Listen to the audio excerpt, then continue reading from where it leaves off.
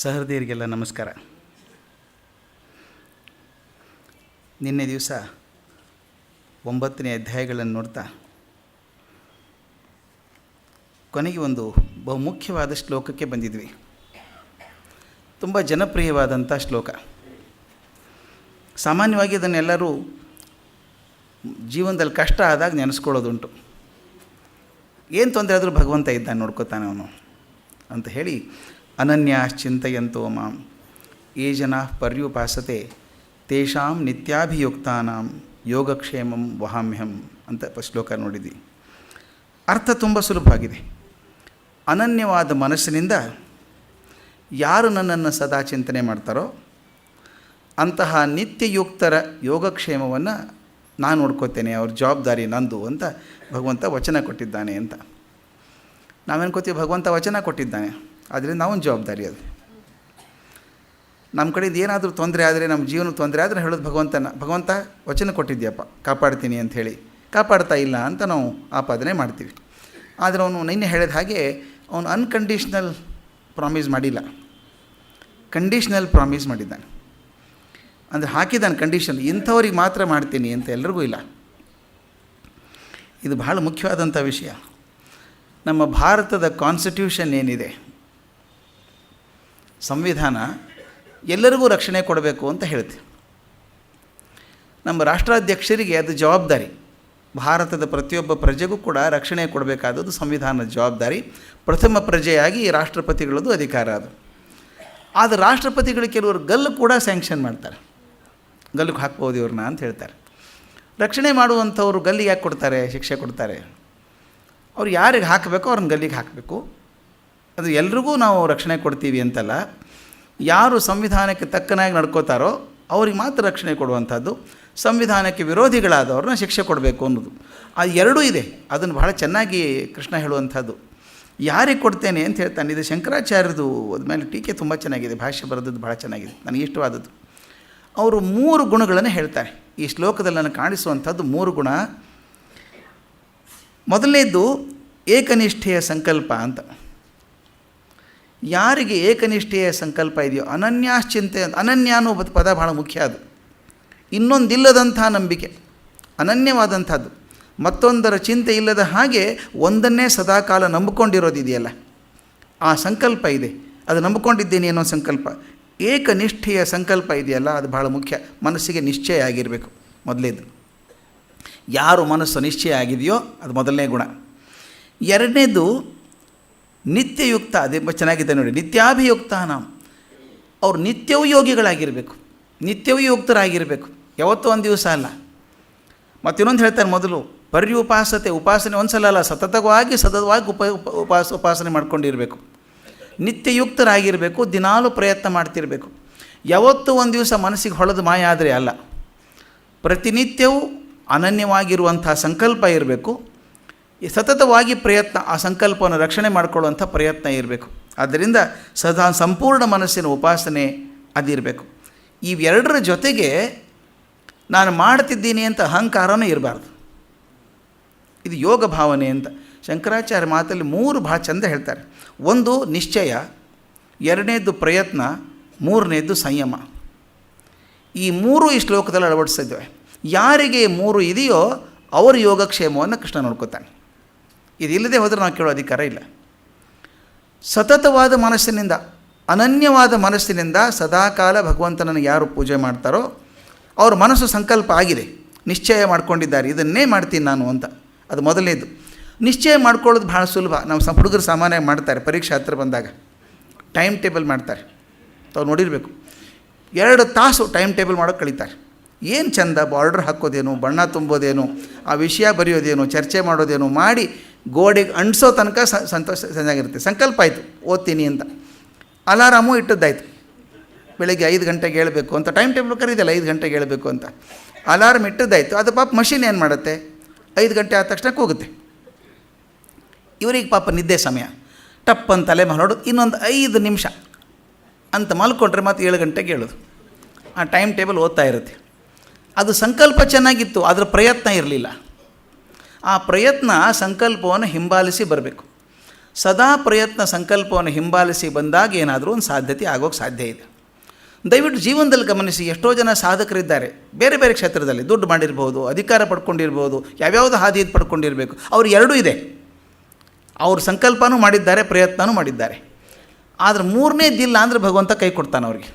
ಕೆಲವು ನೋಡಿದ್ದೀರಿ, ತುಂಬ ಕಷ್ಟಪಟ್ಟು ಸಂಕಲ್ಪ ಮಾಡಿಕೊಂಡ್ರು, ಕಷ್ಟಾನು ಪಟ್ಟರು, 16,000 ಕೋಟಿ ಗಳಿಸಿದ್ರು, ಕೊನೆಗೆ ಜೈಲಿಗೆ ಹೋದರು. ಯಾಕಂದರೆ ಕೊನೆಯದಿರಲಿಲ್ಲ, ಮೂರನೇದು. ಅಲ್ಲಿ ಸಂಕಲ್ಪ ಇತ್ತು, ಪ್ರಯತ್ನ ಇತ್ತು, ಆದರೆ ಸಂಯಮ ಇರಲಿಲ್ಲ. ಅದು ಎಷ್ಟು ಚೆನ್ನಾಗಿರೋ ತೂಕದ ಮಾತು. ಈ ಮೂರಿದ್ದರೆ ಮಾತ್ರ ಮಾಡಿದ್ದೆಲ್ಲ ಬಂಗಾರ, ಯಶಸ್ಸಾಗುತ್ತೆ. ಅದಕ್ಕೆ ಹೇಳ್ತಾನೆ, ನಾನು ಕೇಳೋದಕ್ಕೆ ಕಾರಣ ಯಶಸ್ಸು ಬಂದೇ ಬರುತ್ತೆ, ನಿಮಗೆ ಬರದೇ ಹೋದರೆ ನಾನಿದ್ದೀನಿ.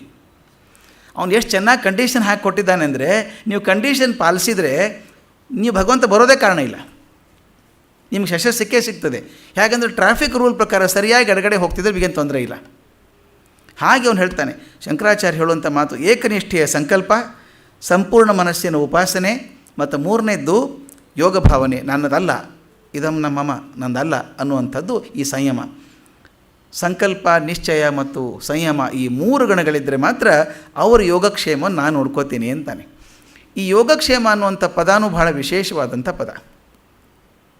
ಇಲ್ಲಿ 2 ಮಾತಿದೆ ಆ್ಯಕ್ಚುಲಿ. ಯೋಗಕ್ಷೇಮ ಅಂತ ಹೇಳ್ತೀವಿ, ನಿಮ್ಮ ಯೋಗಕ್ಷೇಮಕ್ಕೋಸ್ಕರ ಕೇಳ್ತಾ ಇದ್ದೀವಿ, ಯೋಗಕ್ಷೇಮ ಹೇಗಿದೆ ಅಂತ ಕೇಳ್ತೀವಿ. ಸಾಮಾನ್ಯವಾಗಿ ಒಂದೇ ಪದ ಅಂತ ಉಪಯೋಗಿಸ್ತೀವಿ ಅದನ್ನು. ಅದು 2 ಪದ, ಯೋಗ ಮತ್ತು ಕ್ಷೇಮ. ಯೋಗ ಅಂದರೆ ನಮ್ಮಲ್ಲಿ ಇಲ್ಲದೇ ಇರೋದನ್ನು ಪಡೆಯುವಂಥದ್ದು, ನಮ್ಮಲ್ಲಿ ಏನಿಲ್ಲವೋ ಅದನ್ನು ಪಡೆಯುವಂಥದ್ದು ಯೋಗ. ಪಡೆದದ್ದನ್ನು ಉಳಿಸ್ಕೊಳ್ಳೋದು ಕ್ಷೇಮ. ಎಷ್ಟು ಚೆನ್ನಾಗಿದೆ ನೋಡಿ. 2 ಬೇಕಾದದ್ದು ಮನುಷ್ಯನಿಗೆ. ಜೀವನದುದ್ದಕ್ಕೂ ಸುಖ ದುಃಖಗಳ ವಧೆ ಬರೋದಾಗಲಿ, ಲಾಭ ನಷ್ಟಗಳ ವಧೆ ಬರೋದಾಗಲಿ, ಇವೆರಡರಿಂದನೇ. ನನ್ನ ಕಡೆ ಏನಿಲ್ವೋ ಅದನ್ನು ಪಡ್ಕೊಳ್ಬೇಕು ಅಂತ ಆಸೆ, ಪಡ್ಕೊಂಡ್ಮೇಲೆ ಅದನ್ನು ಕಳ್ಕೋಬಾರ್ದು ಅಂತ ವಿಚಾರ. ಅದೇ ಯೋಗ ಅಂದರೆ ಪಡ್ಕೊಳ್ಳೋದು, ಕ್ಷೇಮ ಅಂದರೆ ಬಂದದ್ದನ್ನು ಉಳಿಸ್ಕೊಳ್ಳೋದು. ಅದಕ್ಕೆ ಹೇಳ್ತಾರೆ, ಲಾಭ ಕೂಡ ಒಂದು ವಧೆನೇ ಅಂತ.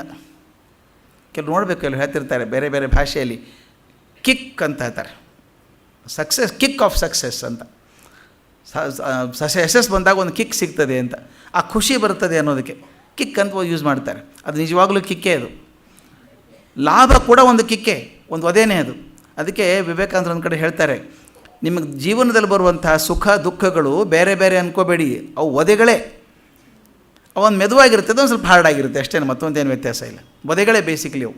ಅದಕ್ಕೆ ಹೇಳ್ತಾರೆ, ಎಳ್ಳುಗಳು ವಧೆಗಳು ಬರ್ತಾವಲ್ಲ, ಈ ಬರೋದು 2 ಕಾರಣಕ್ಕಾಗಿ, ಯೋಗ ಮತ್ತು ಕ್ಷೇಮ. ಅದಕ್ಕೆ ಅಡಿಗರು ಒಂದು ಕಡೆ ಬರೀತಾರೆ, ಇರುವುದೆಲ್ಲವ ಬಿಟ್ಟು ಇರದುದರೆಡೆಗೆ ತುಡಿಯುವುದೇ ಜೀವನ ಅಂತ. ಯಾವಾಗಲೂ ನಮ್ಮ ಸ್ವಭಾವ ಅದೇ ಅಲ್ವಾ, ಯಾವುದಿಲ್ವೋ ಅದನ್ನು ಹುಡ್ಕೊಂಡಾಗ ಅದು ತುಂಬಿಸ್ಕೋಬೇಕು ಅಂತ ಯೋಗಕ್ಕೆ ಹೋಗ್ತೀವಿ, ತುಂಬಿಸ್ಕೊಂಡ್ಮೇಲೆ ಅದು ಉಳಿಸ್ಕೋಬೇಕು ಅಂತ ಹೋಗ್ತೀವಿ. ಅದನ್ನು ಯೋಗಕ್ಷೇಮ. ಭಗವಂತ ಮಾತು ಕೊಡೋದು, ಈ 3 ಗುಣಗಳನ್ನು ನೀವು ಇಟ್ಕೊಳ್ರಪ್ಪ, ನಿಮ್ಮ ಯೋಗ ಕ್ಷೇಮ ನಾನು ಹುಡ್ಕೋತೀನಿ. ಯಾವುದಿಲ್ವೋ ಅದು ಬರೋ ಹಾಗೆ ಮಾಡ್ತೀನಿ, ಬಂದದ್ದು ಉಳ್ಕೊಳ್ಳೋ ಹಾಗೆ ಮಾಡ್ತೀನಿ, ಆದರೆ 3 ಗುಣಗಳು ನಿಮ್ಮಲ್ಲಿ ಇರಬೇಕು ಅಂತ. ಅದನ್ನು DVG ಮಾತಲ್ಲಿ ಕೇಳೋಣ, ಹೇಗೆ ಚೆನ್ನಾಗಿ ಬರೀತಾರೆ. 2-3 ಪದ್ಯಗಳಲ್ಲಿ ಬರುವಂಥದ್ದು. ಪದ್ಯ 284, 284. ಜೀವ ಋಣಗಳ ಲೆಕ್ಕವ ಅರಿಯದ ನಾವು, ಜೀವ ಋಣಗಳ ಲೆಕ್ಕದ ಆದಿ ಅರಿಯದ ನಾವು, ಆವುದನ್ನು ಸರಿಯೆನ್ನುವ, ತಪ್ಪಾವುದೆನ್ನುವ, ಓಹೋ ಬಿಡು ಬಿಡು ಕಷ್ಟ ನೀತಿ ನಿರ್ಣಯದ ಹೊರೆ. ಮಾತು ಎಷ್ಟು ಚೆನ್ನಾಗಿ ಸಂವಾದ ರೂಪದಲ್ಲಿ ಬರೆದಿದ್ದಾರೆ. ಓಹೋ ಬಿಡು ಬಿಡು ಕಷ್ಟ ನೀತಿ ನಿರ್ಣಯದ ಹೊರೆ, ದೈವ ಅದ ಹೊರಲಿ ಬಿಡು. ಮಂಕುತಿಮ್ಮ, ದೈವ ಹೊರಲಿ ಬೇಕಾದರೆ ಅದನ್ನು ಅಂತ. ಆ ಮಾತು ಎಷ್ಟು ಚೆನ್ನಾಗಿದೆ ನೋಡಿ. ಜೀವ ಋಣಗಳ ಲೆಕ್ಕದ ಆದಿ ಅರಿಯದ ನಾವು, ಈ ಜೀವ ಮತ್ತು ಋಣ, ಜೀವದ ಋಣ ಇದೆಯಲ್ಲ, ಯಾರ್ಯಾರಿಗೆ ಯಾವ್ಯಾವ ಋಣ ಇದೆಯೋ ಗೊತ್ತಿಲ್ಲ ಸ್ವಾಮಿ. ನಾವು ಪ್ರತಿ ಕ್ಷಣಕ್ಕೂ ತಲೆ ಮೇಲೆ ಋಣವನ್ನು ಹೊತ್ಕೋತಾ ಇದ್ದೀವಿ. ಜೀವ ಬದುಕಿ ಹೋಗೋವರೆಗೂ, ಆ ದೇಹ ಅದು ವಿಸರ್ಜನೆ ಆಗೋವರೆಗೂ ಯಾರ್ದೋ ಒಂದು ಋಣ ಇದ್ದೇ ಇರುತ್ತೆ ತಲೆ ಮೇಲೆ. ಈಗ ನೋಡಿ, ನಾವು ನಿಂತಿಲ್ಲಿ ಮಾತಾಡ್ತಿರ್ಬೇಕಾದ್ರೆ ಒಂದು 100 ಜನರ ಋಣ ನನ್ನ ಮೇಲೆ ಇದೆ. ಈಗ ನಾನು ಸುರಕ್ಷಿತವಾಗಿ ಕರ್ಕೊಂಡು ಬಂದಂಥ ಡ್ರೈವರು, ಅದು ದಾರಿಯಲ್ಲಿ ಕೆಡದೇ ಇದ್ದಂಥ ಕಾರು, ಆ ಕಾರ್ ತಯಾರು ಮಾಡಿದ ಕಂಪ್ನಿಯವರು, ಅಲ್ಲಿಂದ ಇಲ್ಲಿ ಹಗಲು ರಾತ್ರಿ ದುಡಿದು ಯಾರೋ ಕರೆಂಟ್ ತಯಾರು ಮಾಡ್ತಾ ಇದ್ದಾರಲ್ಲ, ಆ ಕರೆಂಟ್ ಮಾಡುವವರು, ಹಗಲು ರಾತ್ರಿ ನೈಟ್ ಡ್ಯೂಟಿ ಕೂಡ ಇಟ್ಕೊಂಡು ಆ ವೈರನ್ನು ಸರಿ ಇಟ್ಕೊಂಡು ಕರೆಂಟ್ ಕೆಡದ ಹಾಕಿ ಕಳಿಸಿದವರು, ಇಲ್ಲಿ ಅದನ್ನು ಕತ್ತರಿಸದೇ ಇದ್ದಂಥ KEB ಅವರು, ಇಲ್ಲಿರುವಂಥ ಮೈಕು. ಕಲ್ಪನೆ ಮಾಡ್ಕೊಳ್ಳಿ, ನಮ್ಗೆ ಗೊತ್ತಿಲ್ಲದ ಹಾಗೆ ಋಣ ಯಾವುದೇ ರೀತಿ. ಅದು ಇಲ್ಲಿ ಫ್ಯಾನ್ ಆಗ್ತಾಯಿದೆ, ತಣ್ಣ ಗಾಳಿ ಬರ್ತಾ ಇದೆ. ಇದು ಎಲ್ಲವೂ ಆಗಬೇಕಾದ್ರೆ, ನಾನು ಸಂತೋಷವಾಗಿ 5 ನಿಮಿಷ ಇರಬೇಕಾದ್ರೆ 100 ಜನ ಕಷ್ಟಪಡ್ತಿರ್ತಾರೆ. ನಾನು ಯಾವಾಗಲೂ ಹೇಳ್ತಾ ಇರ್ತೀನಿ, if you are happy at any point of time 100 people are slogging to keep you happy. 100 ಜನ ದುಡಿತಾ ಇದ್ದಾರೆ ನಿಮ್ಗೆ ಸಂತೋಷವಾಗಿಡಬೇಕು ಅಂತ. ಆ ಪ್ರತಿ ಕ್ಷಣ ಋಣ ನನ್ನ ತಲೆ ಮೇಲಿದೆ. ಯಾರ್ಯಾರ್ದು ಋಣ ಇದೆ ಅದಕ್ಕೆ ಹೇಳ್ತಾರೆ, ಜೀವ ಋಣಗಳ ಲೆಕ್ಕದ ಆದಿ ಅರಿಯದ ನಾವು. ಅದು ಎಲ್ಲಿಂದ ಬರ್ತದೋ ಋಣ, ಎಲ್ಲಿ ಮುಗೀತದೋ ಅಂತ ಗೊತ್ತಿಲ್ಲ. ನಾವು ಅಂತೀವಿ ಅಷ್ಟು ಮಾಡಿಬಿಟ್ಟು ಋಣ ಮುಗಿಸ್ಕೊಂಡ್ಬಿಟ್ಟೆ ನೋಡಿ ಅವ್ರದ್ದು ಅಂತೀವಿ. ಅಷ್ಟು ಈಸಿ ಮುಗಿಯಲ್ಲ ಅದು ಯಾವ್ಯಾವ ಲೆಕ್ಕನೋ. ನಮ್ಮದು ಇಂಡಿಯಾದಲ್ಲಿ ಅದೊಂದು ಒಳ್ಳೆಯ ಪರಿಸ್ಥಿತಿ. ನಮ್ಮದು ಕ್ಲೋಸ್ ಅಕೌಂಟ್ ಇಲ್ಲೇ ಇಲ್ಲ, ನಮ್ದು ಯಾವಾಗಲೂ ಕ್ಯಾರಿ ಫಾರ್ವರ್ಡೇ. ಈ ಜನ್ಮದ ಉಳಿದ್ರೆ ನೆಕ್ಸ್ಟ್ ಜನ್ಮಕ್ಕೆ ಅಕೌಂಟ್ ಟ್ರಾನ್ಸ್ಫರ್ ಆಗ್ತದೆ. ಆದ್ದರಿಂದ ಆದಿ ಅರಿಯದ ನಾವು ಆವುದನ್ನು ಸರಿ ಎನ್ನುವ. ಯಾವುದು ಸರಿ ಅಂತ ಹೇಳೋಣ, ತಪ್ಪಾವುದೆನ್ನುವ. ಯಾವ ತಪ್ಪು ಅಂತ ಹೇಳಿ ಅಂದ್ಬಿಟ್ಟು ಕಡೆಗೆ ಹೇಳ್ತಾರೆ, ಓಹೋ ಬಿಡು ಬಿಟ್ಬಿಡೋದನ್ನು. ಕಷ್ಟ ನೀತಿ ನಿರ್ಣಯದ ಹೊರೆ. ಆ ನೀತಿ ನಿರ್ಣಯ ಮಾಡೋದು ಭಾಳ ಭಾರದ ಕೆಲಸ, ಕಷ್ಟ. ಅದು ಬಿಟ್ಬಿಡೋದನ್ನು. ಅದಕ್ಕೇನು ಮಾಡಬೇಕು, ದೈವ ಅದ ಹೊರಲಿ ಬಿಡು ಮಂಕುತಿಮ್ಮ.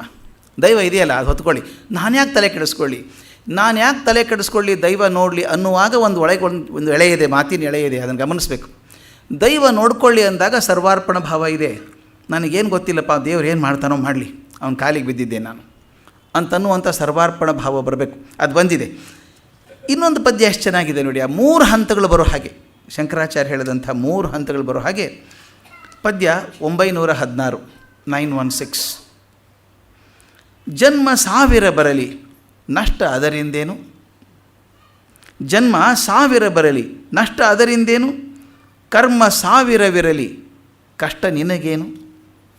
ಬ್ರಹ್ಮ ಹೃದಯದಿ ನಿಲ್ಲೇ ಮಾಯೆ ಏಂಗೈದೊಡೆಂ ಇಮ್ಮಿದಳ ಸರಸವಿದು ಮಂಕುತಿಮ್ಮ. ಆ 3-4 ಲೈನೊಳಗೆ 3 ಹೆಜ್ಜೆ ಹೇಗೆ ಬರುತ್ತೆ ನೋಡಿ. ಜನ್ಮ 1000 ಬರಲಿ ನಷ್ಟ ಅದರಿಂದೇನು. ನಾನು ನಿಶ್ಚಯ ಮಾಡ್ಕೊಂಡ್ಬಿಟ್ಟಿದ್ದೇನಪ್ಪ, 1000 ಇನ್ನೊಂದು 1000 ಜನ್ಮ ಬರಲಿ, ನನ್ನ ಜನ್ಮ ಆ ಭಗವಂತನ ಪ್ರಾರ್ಥನೆ ಮಾಡ್ತೀನಿ ಅಂತಿದೆ. ಅದರಿಂದ ಜನ್ಮ 1000 ಬರಲಿ ನಷ್ಟ ಅದರಿಂದ ಏನು, ನನಗೇನು ನಷ್ಟ. ಒಂದು ಭಾಗವತದಲ್ಲಿ ಒಂದು ಕತೆ ಹೇಳ್ತಾರೆ. ನಾರದರು ಹೋಗ್ತಿದ್ರಂತೆ, ಯಾರೋ ತಪಸ್ಸು ಮಾಡ್ತಾ ಕೂತಿದ್ದ ಒಬ್ಬ ಗಿಡದ ಕೆಳಗೆ, ಒಂದು ದೊಡ್ಡ ಮರದ ಕೆಳಗೆ ಕೂತಿದ್ದ, ಆಲದ ಮರ. ಅವನು ಕೇಳಿದಂತೆ, ನಾರದ್ರೆ ನಾನು ತುಂಬ ವರ್ಷದಿಂದ ತಪಸ್ಸು ಮಾಡ್ತಾಯಿದ್ದೀನಿ, ನನಗೆ ಯಾವಾಗ ಮುಕ್ತಿ ಸಿಗೋದು ಜೀವನದಿಂದ ಅಂತ. ನಾರದ್ರು ಹಿಂಗೆ ಮೇಲೆ ನೋಡಿದ್ರಂತೆ, ನೀನು ಕೂತಿದೆಯಲ್ಲಪ್ಪ ಆಲದ ಮರ, ಆ ಮರದಲ್ಲಿ ಎಷ್ಟು ಎಲೆ ಇದೆಯೋ ಅಷ್ಟು ಜನ್ಮ ನಿನಗಿದೆ. ಅಷ್ಟು ಜನ್ಮ ಮುಗಿದ ತಕ್ಷಣ ನೀನು ಮುಕ್ತಿ ಆಗ್ತದೆ. ಅವನೊಂದು ಅಯ್ಯೋ ಕರ್ಮ ಇಷ್ಟು ಮುಗಿಯೋದಾ, ಎದ್ದು ಓಡ್ಬಿಟ್ಟ, ಇನ್ನೇನು ಪ್ರಯತ್ನ ಮಾಡಿ ಪ್ರಯೋಜನ ಇಲ್ಲ ಅಂತ ಅವ್ನು ನಿಶ್ಚಯ ಮುಗಿದೋಯ್ತು. ಮುಂದೆ ಬಂದ್ರಂತೆ, ಇನ್ನೊಬ್ಬ ಹುಣಸೆ ಗಿಡದ ಕೆಳಗೆ ಕೂತಿದ್ದಂತೆ ತಪಸ್ಸು ಮಾಡ್ತಾ. ಅವನು ಕೇಳಿದ್ದಂತೆ, ನನ್ನ ಜನ್ಮ ಯಾವಾಗ ಮುಗಿತದೆ, ಪುನರ್ಜನ್ಮ ಯಾವಾಗ ನಿಂತು ಹೋಗ್ತದೆ ಅಂತ. ಅವ್ರು ಅದೇ ಮಾತೇ ಹೇಳಿದರು, ನೀ ಮರದ ಕೆಳಗೆ ಕೂತಿದೆಯಲ್ಲಪ್ಪ, ಆ ಮರದಲ್ಲಿ ಎಷ್ಟು ಎಲೆ ಇದೆಯೋ ಅಷ್ಟು ಜನ್ಮ ನಿನಗಿದೆ, ಅದಾದಮೇಲೆ ನಿನಗೆ ಮುಕ್ತಿ ಆಗ್ತದೆ ಅಂತ. ಸಂತೋಷದಿಂದ ಕುಣಿದಾಡೋಕ್ಕೆ ಶುರು ಮಾಡಿದ್ದಂತ ಅವನು. ಅಯ್ಯೋ ಹುಚ್ಚ, ಎಲೆ ಸಿಕ್ಕಾಪಟ್ಟೆ ಇದೆ, ಅದು ಹುಣಸೆ ಎಲೆ, ಒಂದೊಂದು ಸಣ್ಣ ಟಿಸಲಿಗೆ 1000 ಎಲೆ ಇದೆ, ಸಂತೋಷ ಪಡ್ತೀಯಲ್ಲ ಅಂತ. ಅದೇಂದರೆ ಸಂತೋಷ ಯಾಕೆ ಗೊತ್ತಾ, ಒಂದು ದಿವಸ ಮುಗೀತದೆ ಅಂತ ಆಯ್ತಲ್ಲ. ನೋಡಿ ಹೇಗಿದೆ ನಂಬಿಕೆ ಅನ್ನುವಂಥದ್ದು. ಅವನಿಗೆ ಇಷ್ಟು ಜೀವನ ಅಂತ ಬಿಟ್ಟು ಹೋಗ್ಬಿಟ್ಟ ಅವನು, ಆಲದ ಮರ ಕೆಳಗಿದ್ದವನು. ದೊಡ್ಡ ಎಲೆ ನೋಡಿದ್ರೆ ಅದು, ಈ ತೀರಾ ಸಣ್ಣ ಎಲೆ ಇರೋವನು ಒಂದು ದಿವಸ ಮುಗೀತದಲ್ಲ ಅಂತ ನಂಬಿಕೆ, ಆ ನಿಶ್ಚಯ ಮನಸ್ಸಲ್ಲಿರುವಂಥದ್ದು. ಜನ್ಮ 1000 ಬರಲಿ ನಷ್ಟ ಅದರಿಂದೇನು. ಕರ್ಮ 1000ವಿರಲಿ ಕಷ್ಟ ನಿನಗೇನು. ಕರ್ಮ ಬರಲಿ, ನಾ ಇರೋದೇ ಕರ್ಮ ಮಾಡೋದಕ್ಕೆ ಬಂದಾಗ ಯಾವ ಕೆಲಸ ಏನು ಸ್ವಾಮಿ ಅಲ್ವಾ. ಅದನ್ನು 1000 ಬರಲಿ ಕರ್ಮ. ಯಾವಾಗ ನಾ ಕರ್ಮ ಮಾಡಬೇಕು ಅಂತ ನಿಶ್ಚಯ ಮಾಡ್ಕೊಂಬಂದಿದ್ದೀನೋ, ಅದು ಪ್ರಯತ್ನಕ್ಕೆ ಸಿದ್ಧವಾಗಿದ್ದೇನೋ, ಅದರಿಂದ ಚಿಂತೆ ಇಲ್ಲ. ಯಾವಾಗ ತೊಂದರೆ ಆಗುತ್ತೆ ಗೊತ್ತಾ, ಕೆಲವು ನೋಡಬೇಕು, ಕೆಲಸಕ್ಕೆ ಬರ್ತಾರೆ 3 ದಿವಸ ಕೆಲಸ ಬಿಟ್ಟು ಹೋಗ್ತಾರೆ. ಇಷ್ಟು ಕೆಲಸ ಅಂತ ಗೊತ್ತಿರಲಿಲ್ಲ ಸರ್ ನಮಗೆ, ಅಂದರೆ ಇಷ್ಟೇ ಕೆಲಸ ಇದ್ದರೆ ಬರೋದು, ಇಷ್ಟು ಕೆಲಸ ಇದ್ದರೆ ಬರೋಲ್ಲ ಅಂತ. ಅದಕ್ಕೆ ಮೊದಲು ಹೇಳ್ತೀನಲ್ಲ, ಪ್ರಯತ್ನ ಮಾಡೋದಕ್ಕೆ ರೆಡಿ ಆಗಿರಬೇಕು. ಆಗ ಕರ್ಮ 1000ವಿರಲಿ ಕಷ್ಟ ನಿನಗೇನು. ಬ್ರಹ್ಮ ಹೃದಯದಿ ನಿಲ್ಲೇ ಮನಸ್ಸಲ್ಲಿ ಒಂಥರ ಸಂಯಮ ಬರಲಿ, ನಂದಲ್ಲ ಇದು ಜೀವನ ಭಗವಂತಂದು ಅಂತ ಬ್ರಹ್ಮ ಹೃದಯದಿ ನಿಲ್ಲೇ ಮಾಯೆ ಏಂಗೈದೊಡೆ. ಆ ಮಾಯೆ ಏನು ಬೇಕಾದರೂ ಮಾಡ್ಕೊಳ್ಳಿ, ಮನಸ್ಸಿನಲ್ಲಿ ಬ್ರಹ್ಮ ಕೂತ್ಕೊಂಡಾಗ ಮಾಯೆ ಸೆಳೀಲಿ ಬೇಕಾದಷ್ಟು, ನಾನು ಎಲ್ಲೂ ಹೋಗಲ್ಲ, ಗಟ್ಟಿಯಾಗಿ ಕೂತ್ಕೊಂಡ್ಬಿಡ್ತೇನೆ. ಆ ಸಂಯಮ ಬಂದಿದೆ ನನಗೆ. ಮೊದಲೇ ಸಾಲ ನೋಡಿ ಎಷ್ಟಿದೆ, ಜನ್ಮ 1000 ಬರಲಿ ನಷ್ಟ ಅದರಿಂದೇನು. ನಾನು ನಿಶ್ಚಯ ಮಾಡ್ಕೊಂಡಿದ್ದೀನಿ. ಅದು ಶಂಕರಾಚಾರ್ಯ ಹೇಳಿದಾಗೆ ಮೊದಲೇದು ನಿಶ್ಚಯ, 1000 ಜನ್ಮ ಬರಲಿ ಗಟ್ಟಿಯಾಗಿರ್ಕೋತೀನಿ. ಎರಡನೇದು ಕರ್ಮ 1000ವಿರಲಿ ಕಷ್ಟ ನಿನಗೇನು. ನಾನು ಪ್ರಯತ್ನ ಮಾಡೋದಕ್ಕೆ ಸಿದ್ಧನಾಗಿದ್ದೇನೆ, ಎಷ್ಟು ಬೇಕಾದರೂ ಕರ್ಮ ಬರಲಿ, ಎರಡನೇದು ಪ್ರಯತ್ನ. ಮೂರನೇದು ಬ್ರಹ್ಮ ಹೃದಯದಿ ನಿಲ್ಲೇ ನನ್ನ ಮನಸ್ಸಲ್ಲಿ ಶಮತೆ ಸಂಯಮ ಬಂತು. ಆದ್ದರಿಂದ ಮಾಯೆ ಏನು ಮಾಡಿದರೂ ಚಿಂತೆ ಇಲ್ಲ ನನಗೆ. ಇಮ್ಮಿದಳ ಸರಸವಿದು ಮಂಕುತಿಮ್ಮ. ಆ ಕೊನೆ ಸಾಲ ಎಷ್ಟು ಚೆನ್ನಾಗಿದೆ ನೋಡಿ. ಇಮ್ಮಿದಳ ಸರಸ ಅಂದರೆ ಅತ್ಯಂತ ಸುಂದರಿಯಾದ ಪ್ರೇಯಸಿಯೊಡನೆ ಸರಸ ಆಡಿದ ಹಾಗೆ. ಮಾಯೆ ಬರಲಿ, ಯಾರೇ ಬರಲಿ ಸಂತೋಷ ಆಗಿರ್ತೀನಿ, ನನಗೇನು ತೊಂದರೆ ಇಲ್ಲ. ಅಂದರೆ 1000 ಜನ್ಮ ಬರಲಿ, 1000 ಕರ್ಮ ಬರಲಿ, ಬ್ರಹ್ಮ ಹೃದಯದಲ್ಲಿ ಇದ್ದರೆ ನನಗಿದು ಯಾವುದೂ ಭಾರ ಅನಿಸಲ್ಲ, ತುಂಬ ಸಂತೋಷದ ಕೆಲಸ ಅನ್ನಿಸ್ತದೆ ಅನ್ನುವಂಥದ್ದು. ಇನ್ನೊಂದು ಪದ್ಯ ಬಹಳ ಚೆನ್ನಾಗಿರುವಂಥದ್ದು, ಇದೇ ಅರ್ಥ ಬರೋ ಹಾಗೆ. ಪದ್ಯ 682, 682. ದಿವಸದಿಂದ ದಿವಸಕ್ಕೆ, ನಿಮಿಷದಿಂದ ನಿಮಿಷಕ್ಕೆ, ಭವಿಷ್ಯವ ಚಿಂತಿಸದೆ ಬದುಕ ನೂಕತಿರು. ವಿವರಗಳ ಜೋಡಿಸುವ ಯಜಮಾನ ಬೇರಿಹನು, ಸವೆಸು ನೀ ಜನ್ಮವನ್ನು ಮಂಕುತಿಮ್ಮ. ಎಷ್ಟು ಚೆನ್ನಾಗಿ ಹೇಳ್ತಾರೆ. ಈ ತಲೆ ಕೆಡಿಸ್ಕೋಬೇಡಯ್ಯ. ದಿವಸದಿಂದ ದಿವಸಕ್ಕೆ, ನಿಮಿಷದಿಂದ ನಿಮಿಷಕ್ಕೆ, ಭವಿಷ್ಯವ ಚಿಂತಿಸದೆ ಬದುಕ ನೂಕತಿರು. ಬದುಕು ಯಾಕೆ, ಭವಿಷ್ಯದ ಬಗ್ಗೆ ಯಾಕೆ ಚಿಂತೆ ಮಾಡ್ತೀಯ ನೀನು?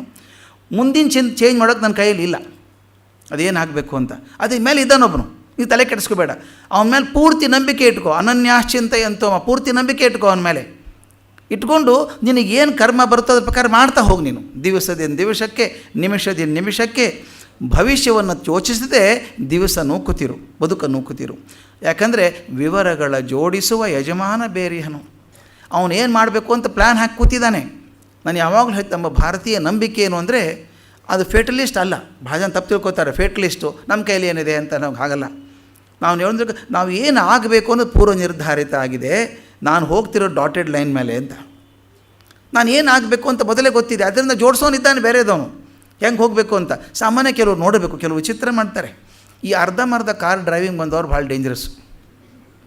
ಹಿಂದೆ ಕೂತಿರ್ತಾರೆ ಹಿಂದಿನ ಸೀಟಲ್ಲಿ, ಮುಂದೆ ಡ್ರೈವರ್ ಚೆನ್ನಾಗಿರ್ತಾನೆ. ಅವನು ಡ್ರೈವಿಂಗ್ ಬರದೇ ಇದ್ದವ್ರು ಹಿಂದೆ ಕೂತ್ರೆ ಏನೂ ತೊಂದರೆ ಇಲ್ಲ.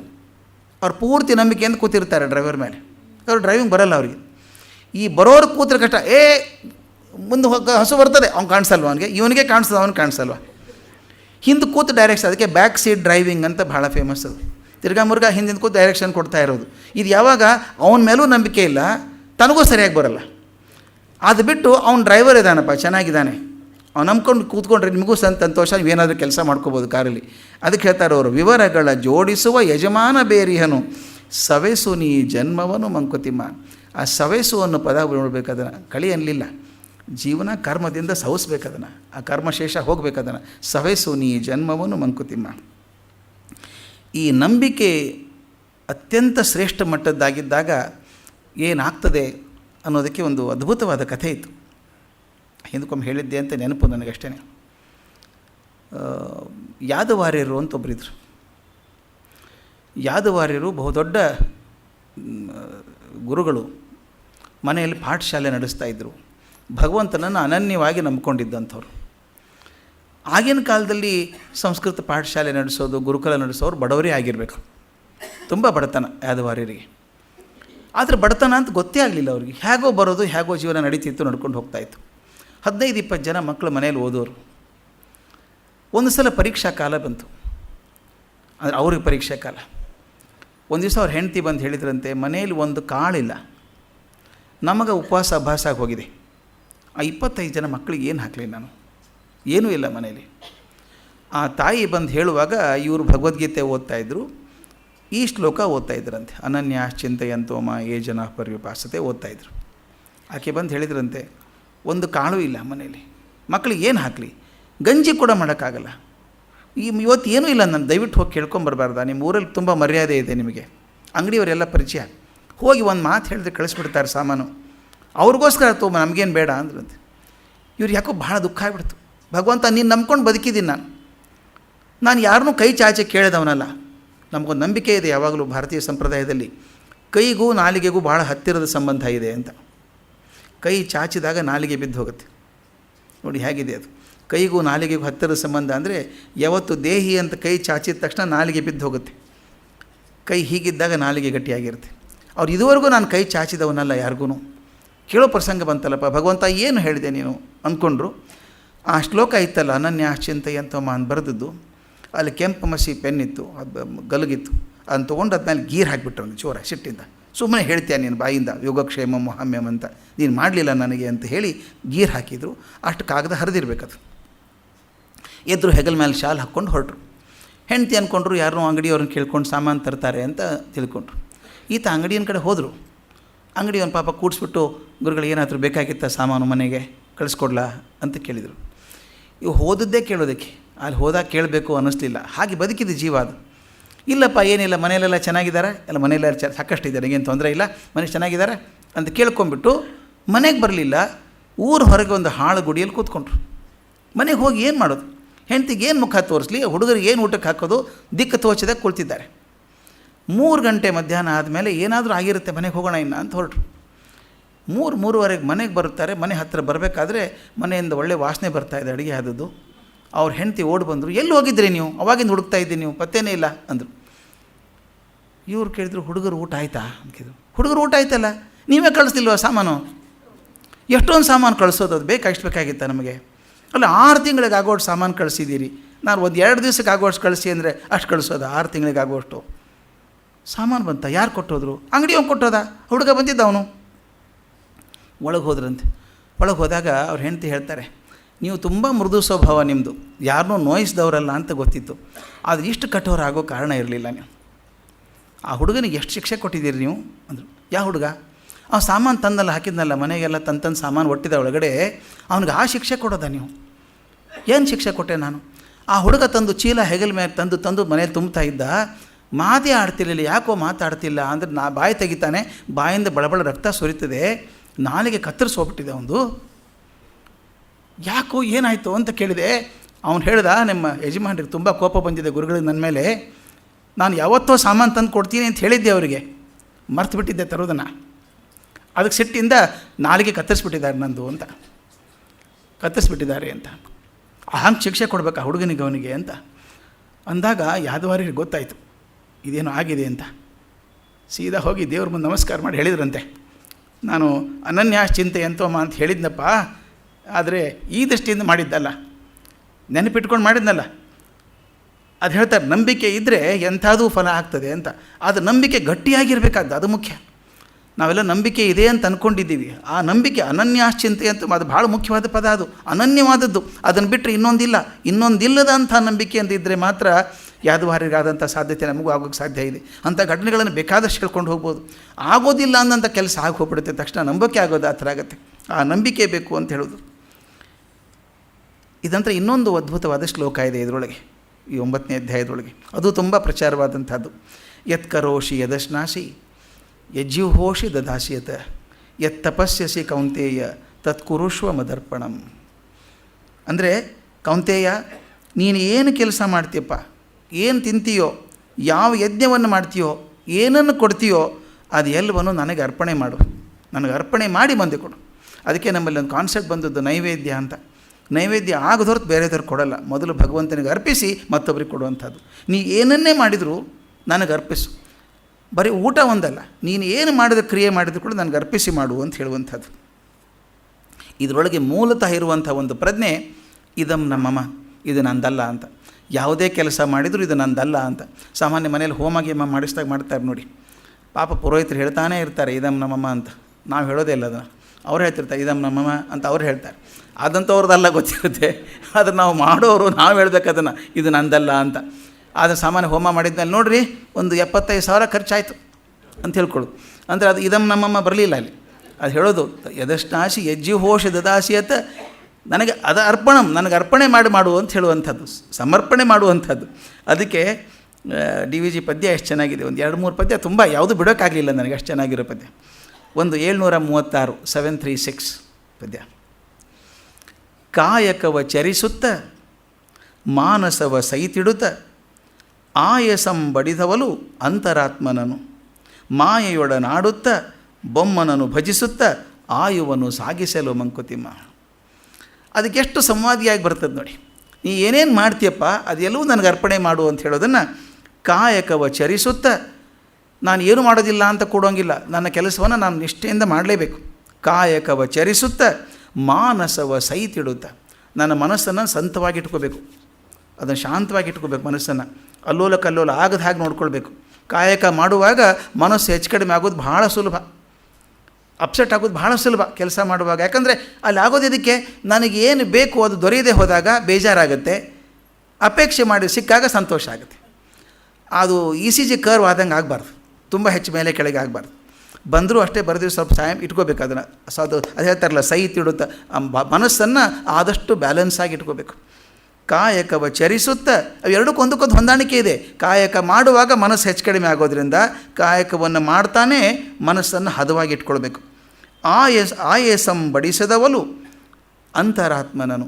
ಈ ಒಳಗೊಬ್ಬ ಅಂತರಾತ್ಮ ಇದ್ದಾನಲ್ಲ, ಕೆಲಸ ಮಾಡುವಾಗ ಮನಸ್ಸನ್ನು ಇಟ್ಕೊಂಡಾಗ ಒಳಗೊಬ್ಬ ಅಂತರಾತ್ಮ ಅವನಿಗೆ ಸ್ಟ್ರೇನ್ ಆಗಲಾರ್ದಂಗೆ ನೋಡ್ಕೋಬೇಕು, ಅವನಿಗೆ ಆಯಾಸ ಆಗಲಾರ್ದಂಗೆ ನೋಡ್ಕೋಬೇಕು.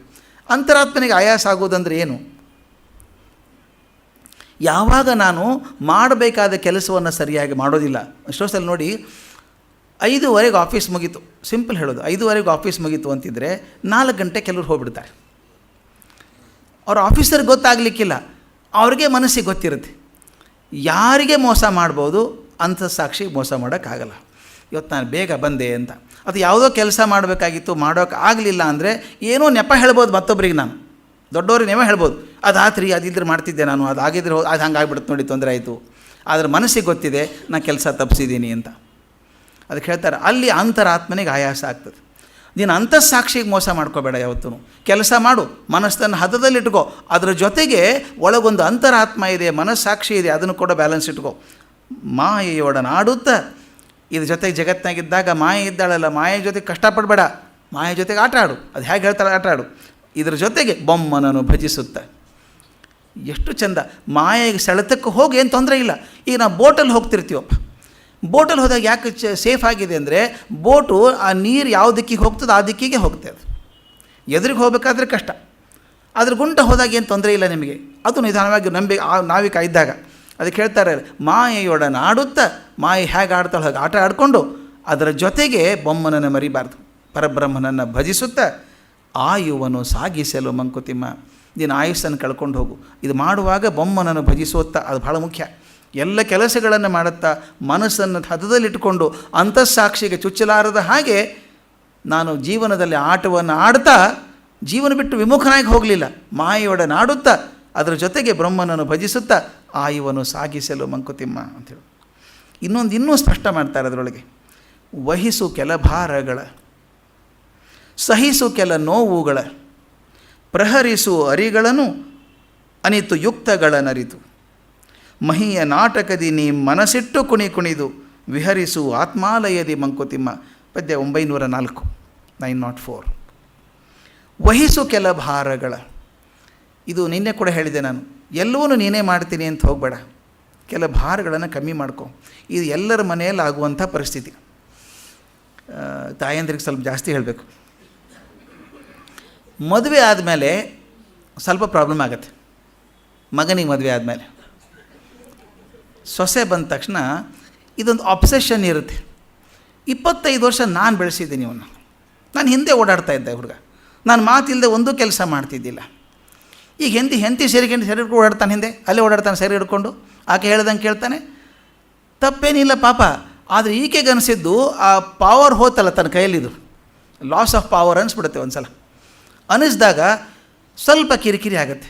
ನಾನು ಪರ್ಮಿಷನೇ ಕೇಳಲ್ಲ ಅವನು ವಯಸ್ಸಾಗಿದೆ ರೀ, ಅವನಿಗೆ ಮದುವೆ ಆಗಿದೆ ಬಿಡ್ರಿ, ಅವ್ನು ಹೋಗಲಿ ಅವನು.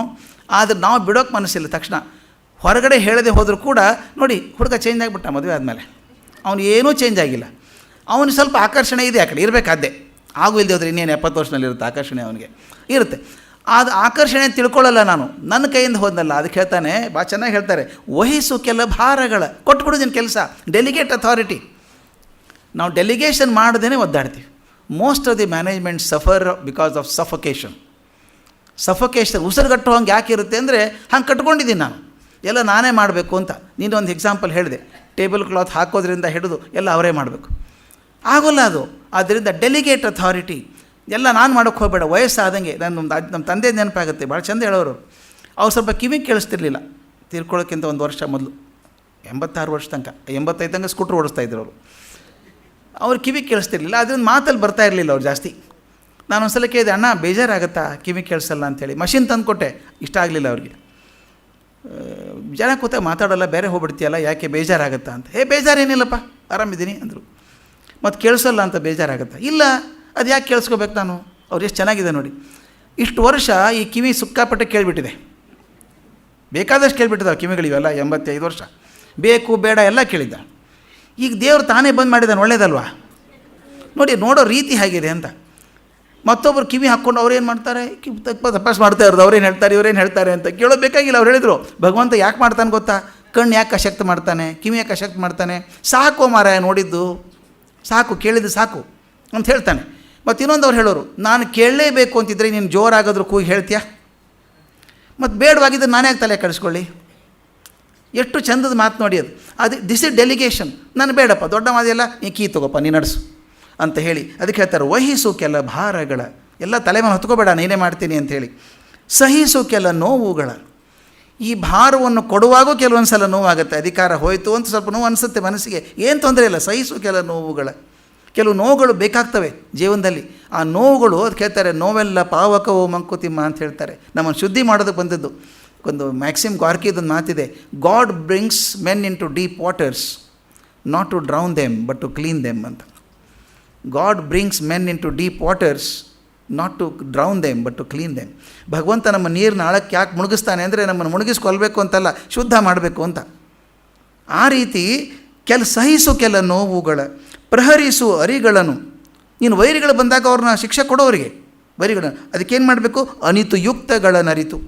ಕೆಲವು ಕಲೆಗಳನ್ನು ಕಲ್ಕೋಬೇಕು ನಾನು, ಕೆಲವು ಯುಕ್ತಿಗಳಿದ್ದಾವೆ ಕಲ್ಕೋಬೇಕು. ಕಲ್ಕೊಂಡು ಮಹಿಯ ನಾಟಕದಿ ನೀ ಮನಸ್ಸಿಟ್ಟು ಕುಣಿದು. ಈ ಮಹಿ ಇದೆಯಲ್ಲ, ಜಗತ್ತಿದೆಯಲ್ಲ, ಜಗತ್ತಿನ ನಾಟಕ ಇದೆ. ನಿನಗೊಂದು ಪಾತ್ರ ಇದೆ, ಅಪ್ಪನೋ ಅಮ್ಮನೋ ಮಗನೋ ತಂದೆನೋ ಗಂಡನೋ ಹೆಂಡ್ತಿನೋ ಒಂದು ಪಾತ್ರ ಇದೆ. ನನಗೆ ಪಾತ್ರವನ್ನು ಚೆನ್ನಾಗಿ ಮಾಡ್ಬೇಕು ರೀ, ಚೆನ್ನಾಗಿ ಮಾಡ್ಬೇಕು ಅದನ್ನು. ಈ ನಾಟಕನ ಹಾಳಾಗೋತಿಲ್ದೆ ಹೋದರೆ. ಕೆಲವು ನಾಟಕ ಮಾಡೋಕ್ಕೆ ಬರಲ್ಲ, ಕೆಲವ್ರಿಗೆ ಆ ಜೀವನದಲ್ಲೂ ನಾಟಕ ಮಾಡೋಕ್ಕೆ ಬರಲ್ಲ. ಕೆಟ್ಟು ಸೀರಿಯಸ್ ಆಗಿ ಕೂತ್ಕೊಂಡ್ಬಿಡೋದು. ತಾವುಗೂ ಕಷ್ಟ, ಮಗ್ಳಿಗಿದ್ದವ್ರಿಗೂ ಕಷ್ಟ. ಅದು ಹೇಳ್ತಾನೆ ಅವನು, ಮಹಿಯ ನಾಟಕದಿ, ಜೀವನ ನಾಟಕ ಇದೆಯಲ್ಲ, ನೀನು ಮನಸ್ಸಿಟ್ಟು ಕುಣಿದು ಒಂದು ಅದ್ಭುತ ನಾಟಕ ಕಲ್ಪನೆ ಮಾಡಿಕೊಡ್ರಿ. ಚಂದ ನಾಟಕ ಆಗ್ತದೆ, ಎಲ್ಲರೂ ಚೆನ್ನಾಗಿ ಮಾಡ್ತಾರೆ. ಒಬ್ಬ ಪಾತ್ರಧಾರಿ ಚೆನ್ನಾಗಿದ್ದು ನಾಚಕ ಪೀಚ್ ಅನ್ಸಲ್ವಾ? ಆದ್ದರಿಂದ ನಾನು ಒಬ್ಬ ಪಾತ್ರಧಾರಿ, ಅದ್ಭುತ ನಾಟಕ ಇದು ಅಂತ ಹೇಳಿ ಮಹಿಯ ನಾಟಕದಿ ನೀ ಮನಸ್ಸಿಟ್ಟು ಕುಣಿದು. ಕೊನೆ ಸಾಲು ಮುಖ್ಯ, ವಿಹರಿಸು ಆತ್ಮಾಲಯದಿ ಮಂಕುತಿಮ್ಮ. ಒಳಗೊಂದು ಆತ್ಮದೊಂದು ದೇವಸ್ಥಾನ ಇದೆಯಲ್ಲ, ಅದನ್ನು ಮರಿಬೇಡ, ಹೊರಗೆ ಕುಣಿ. ಇದೇ ಮಾತನ್ನು ಇನ್ನೊಂದು ಕಡೆ ಡಿ.ವಿ.ಜಿ ಹೇಳ್ತಾರೆ, 2 ಕೋಣೆಗಳ ನೀ ಮಾಡು ಮನದಾಲಯದಿ. 2 ಕೋಣೆ ಮಾಡಬೇಕಂತೆ ಮನಸ್ಸಿನ ದೇವಸ್ಥಾನದಲ್ಲಿ, 2 ಭಾಗ ಮಾಡಬೇಕು. 2 ಕೋಣೆಗಳ ನೀ ಮಾಡು ಮನದ ಆಲಯದಿ, ಹೊರ ಕೋಣೆಯಲ್ಲಿ ಲೋಗರಾಟಗಳ ನಾಡು. ಹೊರ ಕೋಣೆಯಲ್ಲಿ ಜಗತ್ತಿನ ಆಟಕ ಇದೆಯಲ್ಲ, ಏನೇನು ಮಾಡ್ತೀವಿ, ಏನೊಂದು ಪಾತ್ರ ಇದೆ ನಿಮಗೆ, ಆ ಪಾತ್ರ ವಹಿಸು, ಚೆನ್ನಾಗಿ ಮಾಡೋಲಿ. ಹೊರಗಡೆ ಕೋಣೆಯಲ್ಲಿ ಅಲ್ಲೇ ಕೂತ್ಕೋಬೇಡ, ಅದೇ ನಿಂದು ಅಂಥೇಳಿ. ವಿರಮಿಸೊಬ್ಬನೇ ನೀನು ಒಳಮನೆಯ ಶಾಂತಿಯಲ್ಲಿ, ವರಯೋಗ ಸೂತ್ರವಿದು ಮಂಕುತಿಮ್ಮ. ಹೊರಗಡೆ ಇರಬೇಕಾದ್ದೇ, ಹೊರಗೆ ಹೋಗಲ್ಲ ಅನ್ನೋಂಗಿಲ್ಲ. ಹೊರಗೆ ಹೋಗು, ಆಟ ಆಡು, ಅದರಲ್ಲೇ ಕೂತ್ಕೋಬೇಡ. ವಿರಮಿಸೊಬ್ಬನೇ, ಒಬ್ಬನೇ ಒಳಗೆ ಬಂದು ಆ ಒಳಮನೆಯ ಆತ್ಮಾಲಯದ ಶಾಂತಿಯಲ್ಲಿ ಕೂತ್ಕೋ. ಇದು ಎರಡೂ ಇದ್ದಾಗ ಮಾತ್ರ ಯೋಗ ಆಗ್ತದೆ ಅಂತ ಅದೇ ಮಾತನ್ನು ಹೇಳ್ತಾರೆ. ಅದು ಏನು ಎತ್ಕರೋಶಿ ಯದಶ್ನಾಶಿ ಜೀವೋಷಿದ ಪಾಸ್ ಎಲ್ಲ ಹೇಳಿದಂಗೆ ನೀನೇನು ಮಾಡ್ತೀವಿ ಮಾಡಪ್ಪ, ನೀನು ಎಲ್ಲ ಕೆಲಸ ಮಾಡು, ಅದರ ಕೊನೆಗೆ ನನಗೆ ಅರ್ಪಣೆ ಮಾಡು, ನನ್ನದು ನಿಂದಲ್ಲ ಅಂತ ಮಾಡು. ಅದು ಹೇಳಿದ ಹಾಗೆ ಎಲ್ಲವನ್ನು ಮಾಡಿ ವಿಹರಿಸು ಆತ್ಮಾಲಯದಿ ಮಂಕುತಿಮ್ಮ. ಒಂದು ಭರತನ ಬಗ್ಗೆ ತಾವು ಡಿ.ವಿ.ಜಿ ಕಗ್ಗದಲ್ಲಿ ಓದಿರಬೇಕು. ಅದ್ಭುತವಾಗಿ ಭರತನ ಬಗ್ಗೆ 5 ಪದ್ಯ ಬರೆದಿದ್ದಾರೆ. ಭರತನ ಪಾತ್ರಕ್ಕೆ ಒಂದು ಕಿರೀಟ ಇಟ್ಟಂಗಿದೆ ಅದು, ಆ ಪದ್ಯಗಳು. ಅದರಲ್ಲಿ ಒಂದು ಮಾತು ಬರುತ್ತೆ, ಪದ್ಯ 711. ಈ ಎತ್ಕರೋಶಿಯ ದಶನಾಶಿಯನ್ನು ಜಸ್ಟಿಫೈ ಮಾಡುವ ಹಾಗೆ ಬರೆದಿರುವಂಥದ್ದು. ಪದ್ಯ 711, 711. ಧರೆಯೇ ಕೋಸಲ, ಪರಬ್ರಹ್ಮನೇ ರಘುವರನು, ಭರತನವಲು ಅನುಪಾಲನ ಕ್ರಿಯರು ನಾವು, ಅರಸನೋಳಿಗ ನಮ್ಮ ಸಂಸಾರದಾಡಳಿತ, ಹರುಷದಿಂ ಸೇವಿಸಲು ಮಂಕುತಿಮ್ಮ. ಎಷ್ಟು ಚೆನ್ನಾಗಿದೆ ನೋಡಿ. ಧರೆಯೇ ಕೋಸಲ, ಆ ರಘುವರ ಇದ್ನಲ್ಲ, ರಾಮ ಇದ್ನಲ್ಲ, ಅಯೋಧ್ಯೆ ಅದು ಕೋಸಲ ರಾಜ್ಯ. ಇಡೀ ಜಗತ್ತೇ ಕೋಸಲ ರಾಜ್ಯ ಅಂತ ತಿಳ್ಕೊ ನೀನು. ಧರೆಯೇ ಕೋಸಲ, ಪರಬ್ರಹ್ಮನೇ ರಘುವರನು, ಪರಬ್ರಹ್ಮ ಅಂತ ಅವನಿದ್ದಾನೋ ಅವ ರಘುವರ, ರಾಮ ಅವನು. ಭರತನ ಒಲು ಅನುಪಾಲನ ಕ್ರಿಯರು ನಾವು. ಅದ್ಭುತ ಮಾತು. ರಾಮ ಇಲ್ಲದೆ ಹೋದರೂ ಕೂಡ ಭರತ ತಾನೇ ಚಕ್ರವರ್ತಿ ಹಾಗೆ ಇದ್ದು ಚಕ್ರವರ್ತಿ ಆಗಲಿಲ್ಲ. ರಾಜನಾಗದೆ ರಾಜತ್ವವನ್ನು ಎಲ್ಲವನ್ನೂ ನಡೆಸಿದಂಥವನು. ಕೆಲಸ ರಾಮ ಬರ್ತಾನೆ, ಕೆಲವೊಂದು ಇರ್ತಾವೆ ಸಬ್ಸ್ಟಿಟ್ಯೂಷನ್ ಡ್ಯೂಟಿ ಅಂತ ಇರ್ತಾವೆ ಕೆಲವು ಸ್ಕೂಲಲ್ಲಿ ನೋಡ್ಬೇಕು ನೀವು. ಅಥವಾ ಯಾರೋ ಬರದೇ ಹೋದಾಗ ಅವ್ರ ಬದಲಿ ಇನ್ನೊಬ್ರು ಯಾರೋ ಇನ್ಚಾರ್ಜ್ ಅಂತ ಇರ್ತಾರೆ ಆಫೀಸಲ್ಲಿ ನೋಡ್ಬೇಕು ನೀವು. ಆಫೀಸರ್ ಇಲ್ಲದೆ ಹೋದಾಗ ಇನ್ಚಾರ್ಜ್ ಅಂತ ಕೊಡ್ತಾರೆ. ಸುಮ್ಮನೆ ಕೂತಿರೋದಷ್ಟೇ ಇನ್ಚಾರ್ಜ್ ಅಂತ. ಬರಲಿ ಬಿಡ್ರಿ, ನಾವ್ಯಾಕೆ ತಲೆ ಕೆಡಿಸ್ಕೊ, ಬಂದ ಮಾಡ್ತಾನಲ್ಲ ಅವನು, ರೆಗ್ಯುಲರ್ ಇದ್ದಾನೆ, ರೆಗ್ಯುಲರ್ ಡ್ಯೂಟಿ ಇದ್ದವನು. ಇನ್ಚಾರ್ಜ್ ಡ್ಯೂಟಿ ಭಾಳ ಕೆಟ್ಟ ಡ್ಯೂಟಿ ಇದು. ಕೆಲಸ ಮಾಡಲ್ಲ, ಮಾಡಿದ ಪೆಂಡಿಂಗ್ ಇಟ್ಬಿಟ್ಟು ಬಂದಾಗ ಅವರೇ ಮಾಡಬೇಕು ಅದನ್ನು. ಹಾಗೆ ಇಲ್ಲಿ ಹಾಗಿಲ್ಲ, ಭರತ ಹಾಗೆ ಮಾಡಲಿಲ್ಲ. ತಾನು ಇದ್ದುಕೊಂಡು ಎಲ್ಲ ಕೆಲಸವನ್ನು ಮಾಡಿ ಕೆಲಸವನ್ನು ಮಾಡಿ ರಾಜನಾಗದೇ ಉಳಿದಂಥವನು. ಅದಕ್ಕೆ ಹೇಳ್ತಾರೆ ಅನುಪಾಲನ ಕ್ರಿಯರು. ರಾಮ ಹೇಳಿದ ಹಾಗೆ ಅನುಪಾಲನೆ ಮಾಡಿಕೊಂಡಿದ್ದವರು ನಾವು. ಭರತನವಲು ಅನುಪಾಲನ ಕ್ರಿಯರು ನಾವು. ಅರಸನೂಳಿಗ ಆ ರಾಮ ಇದ್ದಾನಲ್ಲ, ರಾಮನ ಸೇವೆ ಇದೆಯಲ್ಲ, ಅದೇ ನಮ್ಮ ಸಂಸಾರದ ಆಡಳಿತ. ನಮ್ಮ ಸಂಸಾರ ಅಂತ ಏನಿದೆಯೋ ಪ್ರತಿಯೊಂದು ಕೆಲಸ ಸಂಸಾರದಲ್ಲಿ ಮಾಡೋದು ಅದು ಶ್ರೀರಾಮನ ಸೇವೆ ಅಂತ ಮಾಡೋದು. ಎಷ್ಟು ಚೆನ್ನಾಗಿದೆ ಮಾತು ನೋಡಿ ಅದು. ಅರಸನೂಳಿಗ ನಮ್ಮ ಸಂಸಾರದ ಆಡಳಿತ, ನನ್ನ ಸಂಸಾರದ ಪ್ರತಿಯೊಂದು ಕೆಲಸವೂ ಆ ಶ್ರೀರಾಮನ ಸೇವೆ ಅಂತ ಮಾಡು. ಇದು ಹಾಗೆ ಗೊಣಕೊಂಡು ಮಾಡಬೇಡ, ಏನು ರೀ ಸೇವೆ ಹತ್ತು ಬಿಟ್ಟಿದೆ ನಮಗೆ ಅವತ್ತಿಂದ ಅಂತ ಗೊಣಗೋಂಗಿಲ್ಲ. ಹರುಷದಿಂ ಸೇವಿಸಲು ಮಂಕುತಿಮ್ಮ, ಸಂತೋಷದಿಂದ ಮಾಡೋ ಕೆಲಸ ಅಂತ ಹೇಳುವಂಥದ್ದು. ಕೊನೆಯದೊಂದು ಮಾತು, ಕಡೆಗೊಂದು ಪದ್ಯ ಇದೆ, ಅದನ್ನು ಬಿಡೋಕ್ಕಾಗಲೇ ಇಲ್ಲ ನನಗೆ, ತುಂಬ ಚೆನ್ನಾಗಿದೆ. 349 ಎಷ್ಟು ಚಂದ. ಮಿತ ನಿನ್ನ ಗುಣಶಕ್ತಿ, ಮಿತ ನಿನ್ನ ಕರ್ತವ್ಯ, ಮಿತ ಅತಿಗಳ ಅಂತರವೇ ಕಾಣುವುದೇ ಕಡಿದು, ಹಿತವೆನಿಸಿದ ಅನಿತು ಎಸಗು, ದೈವಕ್ಕೆ ಉಳಿದುದನ್ನು ಬಿಡು, ಕೃತಿ ಇರಲಿ ದೈವಕಂ ಮಂಕುತಿಮ್ಮ. ಮಿತ ನಿನ್ನ ಗುಣಶಕ್ತಿ, ಅದನ್ನು ತಿಳ್ಕೋಬೇಕು. ನನ್ನ ಶಕ್ತಿ ಮತ್ತು ಗುಣ ಯಾವಾಗಲೂ ಮಿತವಾಗಿದ್ದು, ಡಿಫೈನ್ಡ್, ಇನ್ಡೆಫಿನಿಟ್ ಅಲ್ಲ ನಮ್ಮದೆಲ್ಲನೂ, ಇನ್ಫಿನಿಟು ಅಲ್ಲ. ನಮ್ಮ ಶಕ್ತಿಗಳು ಮಿತವಾಗಿದ್ದಾವೆ. ಇದು ಯಾವಾಗಲೂ ನಮ್ಮ ಶಕ್ತಿ ಮಿತಿಗಳು ನಮ್ಗೆ ಅರಿವಾಗಿರಬೇಕು, ಭಾಳ ಮುಖ್ಯ. ಎಷ್ಟೋ ಸಲ ನಾವು ಶಕ್ತಿ ಮಿತಿಗಳನ್ನು ಅರ್ಥವ್ರು ಏನೇನಾಗಿದ್ದಾರೆ ಅಂತ ನೋಡಿದ್ದೀವಿ. ಹಿರಣ್ಯಾಕ್ಷ, ಹಿರಣ್ಯಕಶ್ಯಪು, ಇತ್ತೀಚೆಗೂ ಬೇಕಾದಷ್ಟು ಅಂಥವರಿದ್ದರು. ಶಕ್ತಿ ಮಿತಿಗಳನ್ನು ಅರಿಯದೇ ಇದ್ದವ್ರು ಏನು ಪೆಟ್ಟು ತಿಂತಾರೆ ಅಂತ. ಅದಕ್ಕೆ ಮಿತ ನಿನ್ನ ಗುಣಶಕ್ತಿ, ಮಿತ ನಿನ್ನ ಕರ್ತವ್ಯ. ಕೆಲವರು ನೋಡಬೇಕು, ಜಗತ್ತು ತಲೆ ಮೇಲೆ ಕೂತಂಗೆ ಎಲ್ಲ ಕೆಲಸ ನನ್ನ ತಲೆ ಮೇಲೆ ಬರ್ತದ್ರಿ, ಎಲ್ಲನೂ ಒದ್ದಾಡ್ಕೊಂಡಿರು. ಎಲ್ಲ ಕೆಲಸ ಏನೂ ಬಂದಿಲ್ಲ, ನಿಜವಾಗಿ ಹಾಕಿದ್ರೆ ಕತ್ತೆ ಹೇಳ್ತಿದ್ದಿಲ್ಲ ಮೇಲೆ, ಚೂರು ಬಂದಿರುತ್ತೆ ಎಲ್ಲೋ ಒಂದು ಕಡೆ. ಅದಕ್ಕೆ ಹೇಳ್ತಾರೆ ಮಿತ ನಿನ್ನ ಗುಣಶಕ್ತಿ, ಮಿತ ನಿನ್ನ ಕರ್ತವ್ಯ, ಮಿತ ಅತಿಗಳ ಅಂತರವ ಕಾಣುವುದೇ ಕಡಿದು. ಯಾವುದು ಮಿತ ಯಾವುದು ಅತಿ ನಿನಗೆ ಅರ್ಥ ಆಗಬೇಕು, ಅದು ಅಂತರ ತಿಳ್ಕೊಬೇಕು ನಾನು. ಯಾವುದು ಅತಿ ಆಯಿತು, ಯಾವುದು ಮಿತ ಆಯಿತು. ಸಾಮಾನ್ಯ ನಮಗೆ ಬೌಂಡ್ರಿ ಗೊತ್ತಾಗೋದಿಲ್ಲ. ನನ್ನ ಶಕ್ತಿ ಎಲ್ಲಿ ನಿಂತ್ಕೊಳ್ತು ಅಂತ ಗೊತ್ತಿಲ್ಲ. ನನ್ನ ಶಕ್ತಿ ಎಲ್ಲೆಲ್ಲೋ ಹಿಡ್ಕೊಂಡಿರ್ತೀನಿ, ಶಕ್ತಿ ಇಲ್ಲೇ ಇರುತ್ತೆ ನಂದು. ಪರೀಕ್ಷೆ ಕಾಲ ಬಂದಾಗ ನನ್ನ ಶಕ್ತಿ ಯಾವುದು ಅಂತ ಅರಿವಾಗ್ತದೆ. ನನ್ನ ಮಿತ ಮತ್ತು ಅತಿಗಳ ನಡುವಿನ ಅಂತರ ತಿಳ್ಕೊಬೇಕಾದದ್ದು ಭಾಳ ಮುಖ್ಯ. ಹಿತವೆನಿಸಿದ ಅನಿತು ಎಸಗು, ನೀನು ಯಾವುದು ಹಿತ ಅನ್ನಿಸ್ತದೋ ಅದನ್ನು ಮಾಡಿ, ಕೆಲಸ ಮಾಡು. ಹಿತ ಅನ್ನಿಸಿದ ಕೆಲಸ ಎಲ್ಲವನ್ನು ಮಾಡು. ದೈವಕ್ಕೆ ಉಳಿದದನ್ನು ಬಿಡು. ನಿನ್ನ ಶಕ್ತಿ ಇದ್ದಷ್ಟು ಕೆಲಸ ಮಾಡು. ಎತ್ಕರೋಷಿ ಅದಷ್ಟು ನಾಶಿ, ನೀನು ಎಷ್ಟಿದೆಯೋ ಅಷ್ಟು ಮಾಡು. ಉಳಿದ ದೈವಕ್ಕೆ ಉಳಿದದನ್ನು ಬಿಡು. ಕೃತಿ ಇರಲಿ ದೈವಕಂ ಮಂಕುತಿಮ್ಮ. ಕಡಿ ಮಾತು ಮಜಾ ಇದೆ. ಕೃತಿ ಇರಲಿ ಅಂದರೆ ಏನರ್ಥ? ದೈವಕ್ಕೊಂದು ಸ್ವಲ್ಪ ಕೆಲಸ ಕೊಡ್ರಿ, ಅದು ಕೆಲಸ ಮಾಡಲಿ. ಕೃತಿ ಇರಲಿ, ಮಾಡುವಂಥ ಕೃತಿ ದೈವಕ್ಕಿರಲಿ. ನಾನು ಮಾಡೋದನ್ನು ಮಾಡಿದ್ದೀನಿ, ನನಗೆ ಆಗಲಾರದನ್ನು ಬಿಟ್ಟಿದ್ದೀನಿ, ಕೃತಿ ಇರಲಿ, ಆ ಮಾಡುವ ಕಾಯಕ ದೈವಕ್ಕಿರಲಿ ಅಂತ ಹೇಳಿದ ಹಾಗೆ. ಈ ಇಡೀ 9ನೇ ಅಧ್ಯಾಯದ ಮುಖ್ಯ ದರ್ಶನ ಏನು ಅಂದರೆ, ಬ್ರಹ್ಮ ಮತ್ತು ಜಗತ್ತಿನ ನಡುವಿನ ಸಂಬಂಧ ಯಾವುದು? ವಸ್ತುಗಳ ಇರುವಿಕೆಯಲ್ಲಿ 2 ಬಗೆ ಇರುವಂಥದ್ದು, ಉಪಾದಾನ ಮತ್ತು ಕಾರಣ ವಸ್ತುಗಳು. ಮೂಲ ವಸ್ತು ಮತ್ತು ಚೈತನ್ಯ 2ಗಳ ಸಮಾಗಮದಿಂದ ಸೃಷ್ಟಿಯಾಗುವಂಥದ್ದು. ಮಾಯೆಯ ವಿರೋಧಾಭಾಸ ಹೇಗಿದೆ ಅದೊಂದು. ಬ್ರಹ್ಮ ಅಧ್ಯಕ್ಷ ಶೈಲಿಯಲ್ಲಿ ಹೇಗೆ ಕೆಲಸ ನಡೆಸಿದ್ದಾನೆ ಅಂತ ನೋಡುವಂಥದ್ದು. ಕೊನೆಗೆ ಯಶಸ್ಸಿನ ಸೂತ್ರಗಳು ತಾವು ಕಂಡ ಹಾಗೆ ನಿಶ್ಚಯ, ಪ್ರಯತ್ನ ಹಾಗೂ ಸಂಯಮ, ಈ 3 ಇದ್ದರೆ ಯಶಸ್ಸು ಬರ್ತದೆ ಅಂತ ಹೇಳಿದಾಗಿ, ಕೊನೆಗೆ ಮುಖ್ಯವಾಗಿರೋದು ಎಲ್ಲ ಕೆಲಸವನ್ನು ಮಾಡಿ ಸರ್ವಾರ್ಪಣ ಭಾವದಿಂದ ಭಗವಂತನಿಗೆ ಅರ್ಪಿಸಿದಾಗ ನಮಗೆ ಯಶಸ್ಸು ಸಿಗ್ತದೆ, ಭಗವಂತನಿಗೆ ಪ್ರಿಯವೂ ಆಗ್ತದೆ ಅನ್ನೋ ಮಾತು 9ನೇ ಅಧ್ಯಾಯದಲ್ಲಿ ಬರುವಂಥದ್ದು. ಇದಾದ ನಂತರ ಬರುವಂಥದ್ದು 10ನೇ ಅಧ್ಯಾಯ, ವಿಭೂತಿ ಯೋಗ ಅಂತ. ಇದು ಮೊದಲು ನಾನು ಬರೆಯೋಕ್ಕೆ ಶುರು ಮಾಡಿದಾಗ ತುಂಬ ಸಣ್ಣದು ಅನಿಸ್ಬಿಡ್ತು. ಅದು ಹೇಳೋದಷ್ಟು ಜಾಸ್ತಿ ಇಲ್ಲ ಅನ್ನಿಸ್ತಾಯಿತ್ತು. ಆದರೆ ಅಧ್ಯಾಯ ಇನ್ನೊಂದು ಸಲ ನೋಡೋಕ್ಕೆ ಶುರು ಮಾಡಿದಾಗ ಅಯ್ಯೋ ಭಾಳ ದೊಡ್ಡದು ಅನಿಸ್ಬಿಡ್ತು. ಇದು ಭಗವದ್ಗೀತೆ ಚಾರ್ಮೆ ಹಾಗೆ. ಮೊದಲು ಓದಿದಾಗ ಭಾಳ ಆಳ ಅನಿಸಲ್ಲ, 2ನೇ ಸಲ ಓದಿದಾಗ ಸ್ವಲ್ಪ ಆಳ ಅನಿಸುತ್ತೆ, ಒಂದು 10 ಸಲ ಓದಿ ಪಾರಾಗೋದೇ ಕಷ್ಟ ಅನಿಸುತ್ತೆ. ಭಗವದ್ಗೀತೆ ಶಕ್ತಿನೇ ಹಾಗೆ. ನಾನು ಒಂದು ಸಲ ಹೇಳಿದ್ದೆ, ಭಗವದ್ಗೀತೆ ಓದೋದಂದ್ರೆ ಸಮುದ್ರ ದಂಡೆಗೆ ಹೋದ ಹಾಗೆ. ಕೆಲವರಿಗೆ ಸಮುದ್ರ ದಂಡೆ ನೀರಲ್ಲಿ ಇಳಿಯೋಲ್ಲ, ಕಾಲು ದೂರ ನಿಂತ್ಕೋತಾರೆ. ಎಷ್ಟು ಚೆನ್ನಾಗಿದೆಯಲ್ಲ ಅಲೆಗಳು, ತೆರೆ ಎಷ್ಟು ಚೆನ್ನಾಗಿದೆ, ಅಲ್ಲೇ ಕೂತ್ಕೊಂಡು ಹೋಗ್ತಾರೆ. ಇನ್ನು ಕೆಲವರು ಪಾದ ನೆನೆಸೋಷ್ಟು ನೀರಲ್ಲಿ ಹೋಗ್ತಾರೆ, ಅಷ್ಟೇ, ತೆರೆ ಬಂದು ಪಾದಕ್ಕೆ ಮುಟ್ಟಿ ಹೋಗಬೇಕು. ಇನ್ನು ಕೆಲವರು ಮೊಳಕಾಲು ಉದ್ದ ನೀರಲ್ಲಿ ಹೋಗ್ತಾರೆ. ಇನ್ನು ಕೆಲವು ಸಮಾಧಾನ ಇಲ್ಲ, ಸೊಂಟ ಮಟ್ಟ ನೀರಿಗೆ ಹೋಗಬೇಕು. ಇನ್ನು ಕೆಲವರು ಅದೂ ತೃಪ್ತಿ ಇಲ್ಲ, ಸ್ನಾರ್ಕೆಲ್ ಹಾಕ್ಕೊಂಡು ಕೆಳಗೆ ಹೋಗಬೇಕು, ಹೋಗಿ ಕೆಳಗಡೆ ಹುಡುಕಾಡಬೇಕು. ಸಮುದ್ರ ಯಾವುದಕ್ಕೂ ಬೇಡ ಅನ್ನಲ್ಲ, ಅವರವರ ಶಕ್ತಿ ಪ್ರಕಾರ ಹೋಗ್ತಾರೆ. ದಂಡೆಯಲ್ಲಿ ನಿಂತವ್ರಿಗೆ ತಂಗಾಳಿ ಮಾತ್ರ ಸಿಗುತ್ತೆ, ನೀರಲ್ಲಿ ಇಳಿದು ಬಳಕೆ ಹೋದವರಿಗೆ ಹವಳ ಮುತ್ತು ಸಿಗ್ತದೆ. ಅದು ಅವರವ್ರ ಶಕ್ತಿ ಪ್ರಕಾರ ಹೋಗಬೇಕಾದದ್ದು. ಈ ವಿಭೂತಿ ಯೋಗ ನೋಡ್ತಾ ಇದ್ದಾಗ ಒಂದು ವಿಶೇಷ ನನಗೆ ಹೊಳೆದಿದ್ದು, ಯಾವುದೇ ಒಂದು ಶಾಸ್ತ್ರವನ್ನು ಗಮನಿಸಿದರೆ ಪ್ರತಿಯೊಂದು ಅಧ್ಯಾಯಗಳ ಮೂಲಕ ಒಂದು ವಿಷಯ ಹೇಳ್ತಾ ಹೋಗ್ತಾರೆ. ಅವೆಲ್ಲ ಒಂದೇ ಸೂತ್ರವಾಗಿ ಇರಬೇಕು. ಆದರೆ ಭಗವದ್ಗೀತೆಯಲ್ಲಿ ಪ್ರತಿಯೊಂದು ಅಧ್ಯಾಯಕ್ಕೂ ಒಂದು ಸ್ವತಂತ್ರ ಹೆಸರನ್ನು ಕೊಟ್ಟಿದ್ದಾರೆ. ಬೇರೆ ಬೇರೆ ಹೆಸರಿರೋದ್ರಿಂದ ನೋಡೋದಕ್ಕೆ ಸ್ವತಂತ್ರ ಅಂತ ಅನಿಸಿದರೂ ಕೂಡ ಸೂಕ್ಷ್ಮವಾಗಿ ನೋಡಿದರೆ ಒಂದೇ ತತ್ವವನ್ನು ಬೇರೆ ಬೇರೆ ರೀತಿಯಾಗಿ ಬೇರೆ ಬೇರೆ ಪದ್ಧತಿಯಲ್ಲಿ ಹೇಳೋದು ಉಂಟು.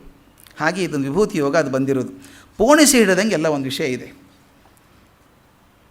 10ನೇ ಅಧ್ಯಾಯದಲ್ಲಿ ಬರೋ ವಿಷಯ ನಿಜವಾಗಲೂ ನೋಡಿದರೆ 7ನೇ ಅಧ್ಯಾಯದಲ್ಲೇ ಬರುವಂಥದ್ದು. ನಾನು ಮೊದಲೇ ಸಲ ಹೇಳಿದ್ದೆ ಅದನ್ನು, ಅಧ್ಯಾಯಗಳ ಕೆಲವು ಪದ್ಯಗಳು ಹಾಗೆ 2 ಕಡೆನೂ ಬರ್ತವೆ ಅಂತ. 7ನೇ ಅಧ್ಯಾಯದಲ್ಲಿ ಬರುವಂಥ 6ನೇ ಶ್ಲೋಕದ ಮುಂದುವರಿದ ಭಾಗ ಅನ್ನೋ ಹಾಗೆ ಈ ವಿಭೂತಿ ಯೋಗ ಇದೆ. ಅಲ್ಲಿ ಬರುವಂಥದ್ದು ಭಗವಂತ ಹೇಳ್ತಾನೆ, ತನ್ನ ಪರಾಪ್ರಕೃತಿ ಅಪರಾಪ್ರಕೃತಿ ಅಂತ ಹೇಳ್ತಾನೆ. 2 ಪ್ರಕೃತಿ ನನ್ನಲ್ಲಿದೆ ಅಂತ ಹೇಳ್ಕೊಂಬರ್ತಾನೆ. ಕೊನೆಗೆ ಹೇಳ್ತಾನೆ, ಪ್ರಪಂಚ ಸೃಷ್ಟಿ ಆದದ್ದೇ ನನ್ನಿಂದ, ನನ್ನ ಹೊರಗೆ ಪ್ರಪಂಚ ಇಲ್ಲ ಅಂತ ಅದು 7ನೇ ಅಧ್ಯಾಯದಲ್ಲಿ ಹೇಳಿದ್ದನ್ನು ಅದನ್ನೇ ಮುಂದೆ ಬರುವಂಥದ್ದು. ಈಗ ಅರ್ಜುನ ಪ್ರಶ್ನೆ ಕೇಳ್ತಾನೆ. ಅದಕ್ಕಿಂತ ಮೊದಲು ಕೃಷ್ಣ ಹೇಳೋದು, ನಾನು ಎಲ್ಲೆಲ್ಲಿದ್ದೀನಿ ಅಂತ ಹೇಳಬೇಕು, ನನ್ನ ಶಕ್ತಿ ಯಾವ್ಯಾವ ಸ್ಥಳದಲ್ಲಿದೆ ಅಂತ ಹೇಳಬೇಕಾಗಿದೆ. ಈ ಅಧ್ಯಾಯದಲ್ಲಿ ಇರುವಂಥದ್ದು ಅದೇ. ಕೃಷ್ಣ ನನ್ನ ಶಕ್ತಿ ಯಾವ್ಯಾವ ಸ್ಥಳಗಳಲ್ಲಿದೆ, ಯಾವ ಗಮ್ಯ ಸ್ಥಳದ ಶಕ್ತಿ ಇದೆ ಅಂತ ಹೇಳೋದು, ಅದು ಮುಖ್ಯ. ಇದನ್ನು ವಿಭೂತಿ ಯೋಗ ಅಂತ ಹೇಳ್ತೀವಿ. ವಿಭೂತಿ ಅಂದರೆ ಅವಿರ್ಭಾವದ ಶಕ್ತಿ. ಒಂದು ದೊಡ್ಡ ಅವಿರ್ಭಾವ ಭೂಮಿಗೆ ಇಳಿದು ಬರುತ್ತೆ, ದೊಡ್ಡ ಶಕ್ತಿ ಇಳಿದು ಬರುತ್ತಲ್ಲ, ಅದನ್ನು ವಿಭೂತಿ ಅಂತ ಕರಿತೀವಿ. ಅಸಾಧ್ಯವಾದಂಥ ಶಕ್ತಿ ನಮ್ಮ ಕಣ್ಣೆದುರಿಗೆ ನಿಂತಾಗ ಕಾಣಿಸೋದು ವಿಭೂತಿ ಅಂತ. ಆ ವಿಭೂತಿ ಯೋಗ ಅಂತ ಹೇಳಿದ್ದು. ಕಣ್ಣಿಗೆ ಕಾಣಿಸೋದು ಎಲ್ಲೆಲ್ಲಿ ಕಾಣಿಸುತ್ತೆ? ಅಭಿವ್ಯಕ್ತವಾದ ದೇವರು ಅಂತ ಒಂದು ಮಾತು ಕರೀತಾರೆ ಇದನ್ನು ಚಿನ್ಮಯಾನಂದಜಿ ಭಾಳ ಚೆನ್ನಾಗಿ ಹೇಳೋರು. ಇದನ್ನು ವಿಭೂತಿ ಅಂದರೆ ಅಭಿವ್ಯಕ್ತವಾದಂಥ ದೇವರು. 2 ಥರದ ದೇವರಿದ್ದಾರೆ ಅಂತ. ದೇವರಲ್ಲಿ 2 ಭಾಗ ನಾವು ಕಂಡ ಹಾಗೆ, ನಮ್ಮ ಶಕ್ತಿ ಪ್ರಕಾರ ದೇವರು 2 ಅಲ್ಲ. ಕೆಲವರಿಗೆ ಅಭಿವ್ಯಕ್ತವಾಗದ ದೇವರು ಇಷ್ಟ, ಇನ್ನು ಕೆಲವ್ರಿಗೆ ಅಭಿವ್ಯಕ್ತ ಆದಂಥ ದೇವರು ಇಷ್ಟ. ಕೆಲವು ದೇವರು ಹೇಳ್ತಾರೆ ನಿರಾಕಾರ, ಕಣ್ಣಿಗೆ ಕಾಣಿಸೋಲ್ಲ ಅಂತ ಕೆಲವರು ಹೇಳ್ತಾರೆ. ನಮ್ಮ ಕಣ್ಣಿಗೆ ಕಾಣಿಸುವಂಥವ್ರಿದ್ದಾರೆ ಕೆಲವರು ಹೇಳ್ತಾರೆ. ಅದನ್ನು ನಿರ್ಗುಣ ಸಗುಣ ಅಂತ ಕರಿತೀವಿ. ನಾವು ಆಕಾರದಲ್ಲಿ ಇಟ್ಕೊಂಡಾಗ ಅದಕ್ಕೊಂದು ಆಕಾರ ಬಂತು, ಅದು ಸಗುಣ. ನಾವು ಚಿತ್ರವನ್ನು ಪೂಜೆ ಮಾಡೋದಾಗಲಿ, ವಿಗ್ರಹವನ್ನು ಪೂಜೆ ಮಾಡೋದಾಗಲಿ, ಅದು ಸಗುಣಾಕಾರ. ನೋಡಿ ಎಷ್ಟು ಚೆನ್ನಾಗಿದೆ ಇದು ಮಾತು. ಅಂದರೆ ಭಗವಂತಂದೇ ರೂಪ ಅದು. ಆಕಾರ ಇದೆ ಇಲ್ಲ ಅಂತ ಹೇಳ್ತೀವಿ. ಆಕಾರ ಇಲ್ಲ ಅಂದಂಥ ಶಂಕರಾಚಾರ್ಯರೇ ಶೃಂಗೇರಿ ಸ್ಥಾಪನೆ ಮಾಡಿದರು, ಶಾರದೆ ಸ್ಥಾಪನೆ ಮಾಡಿದರು.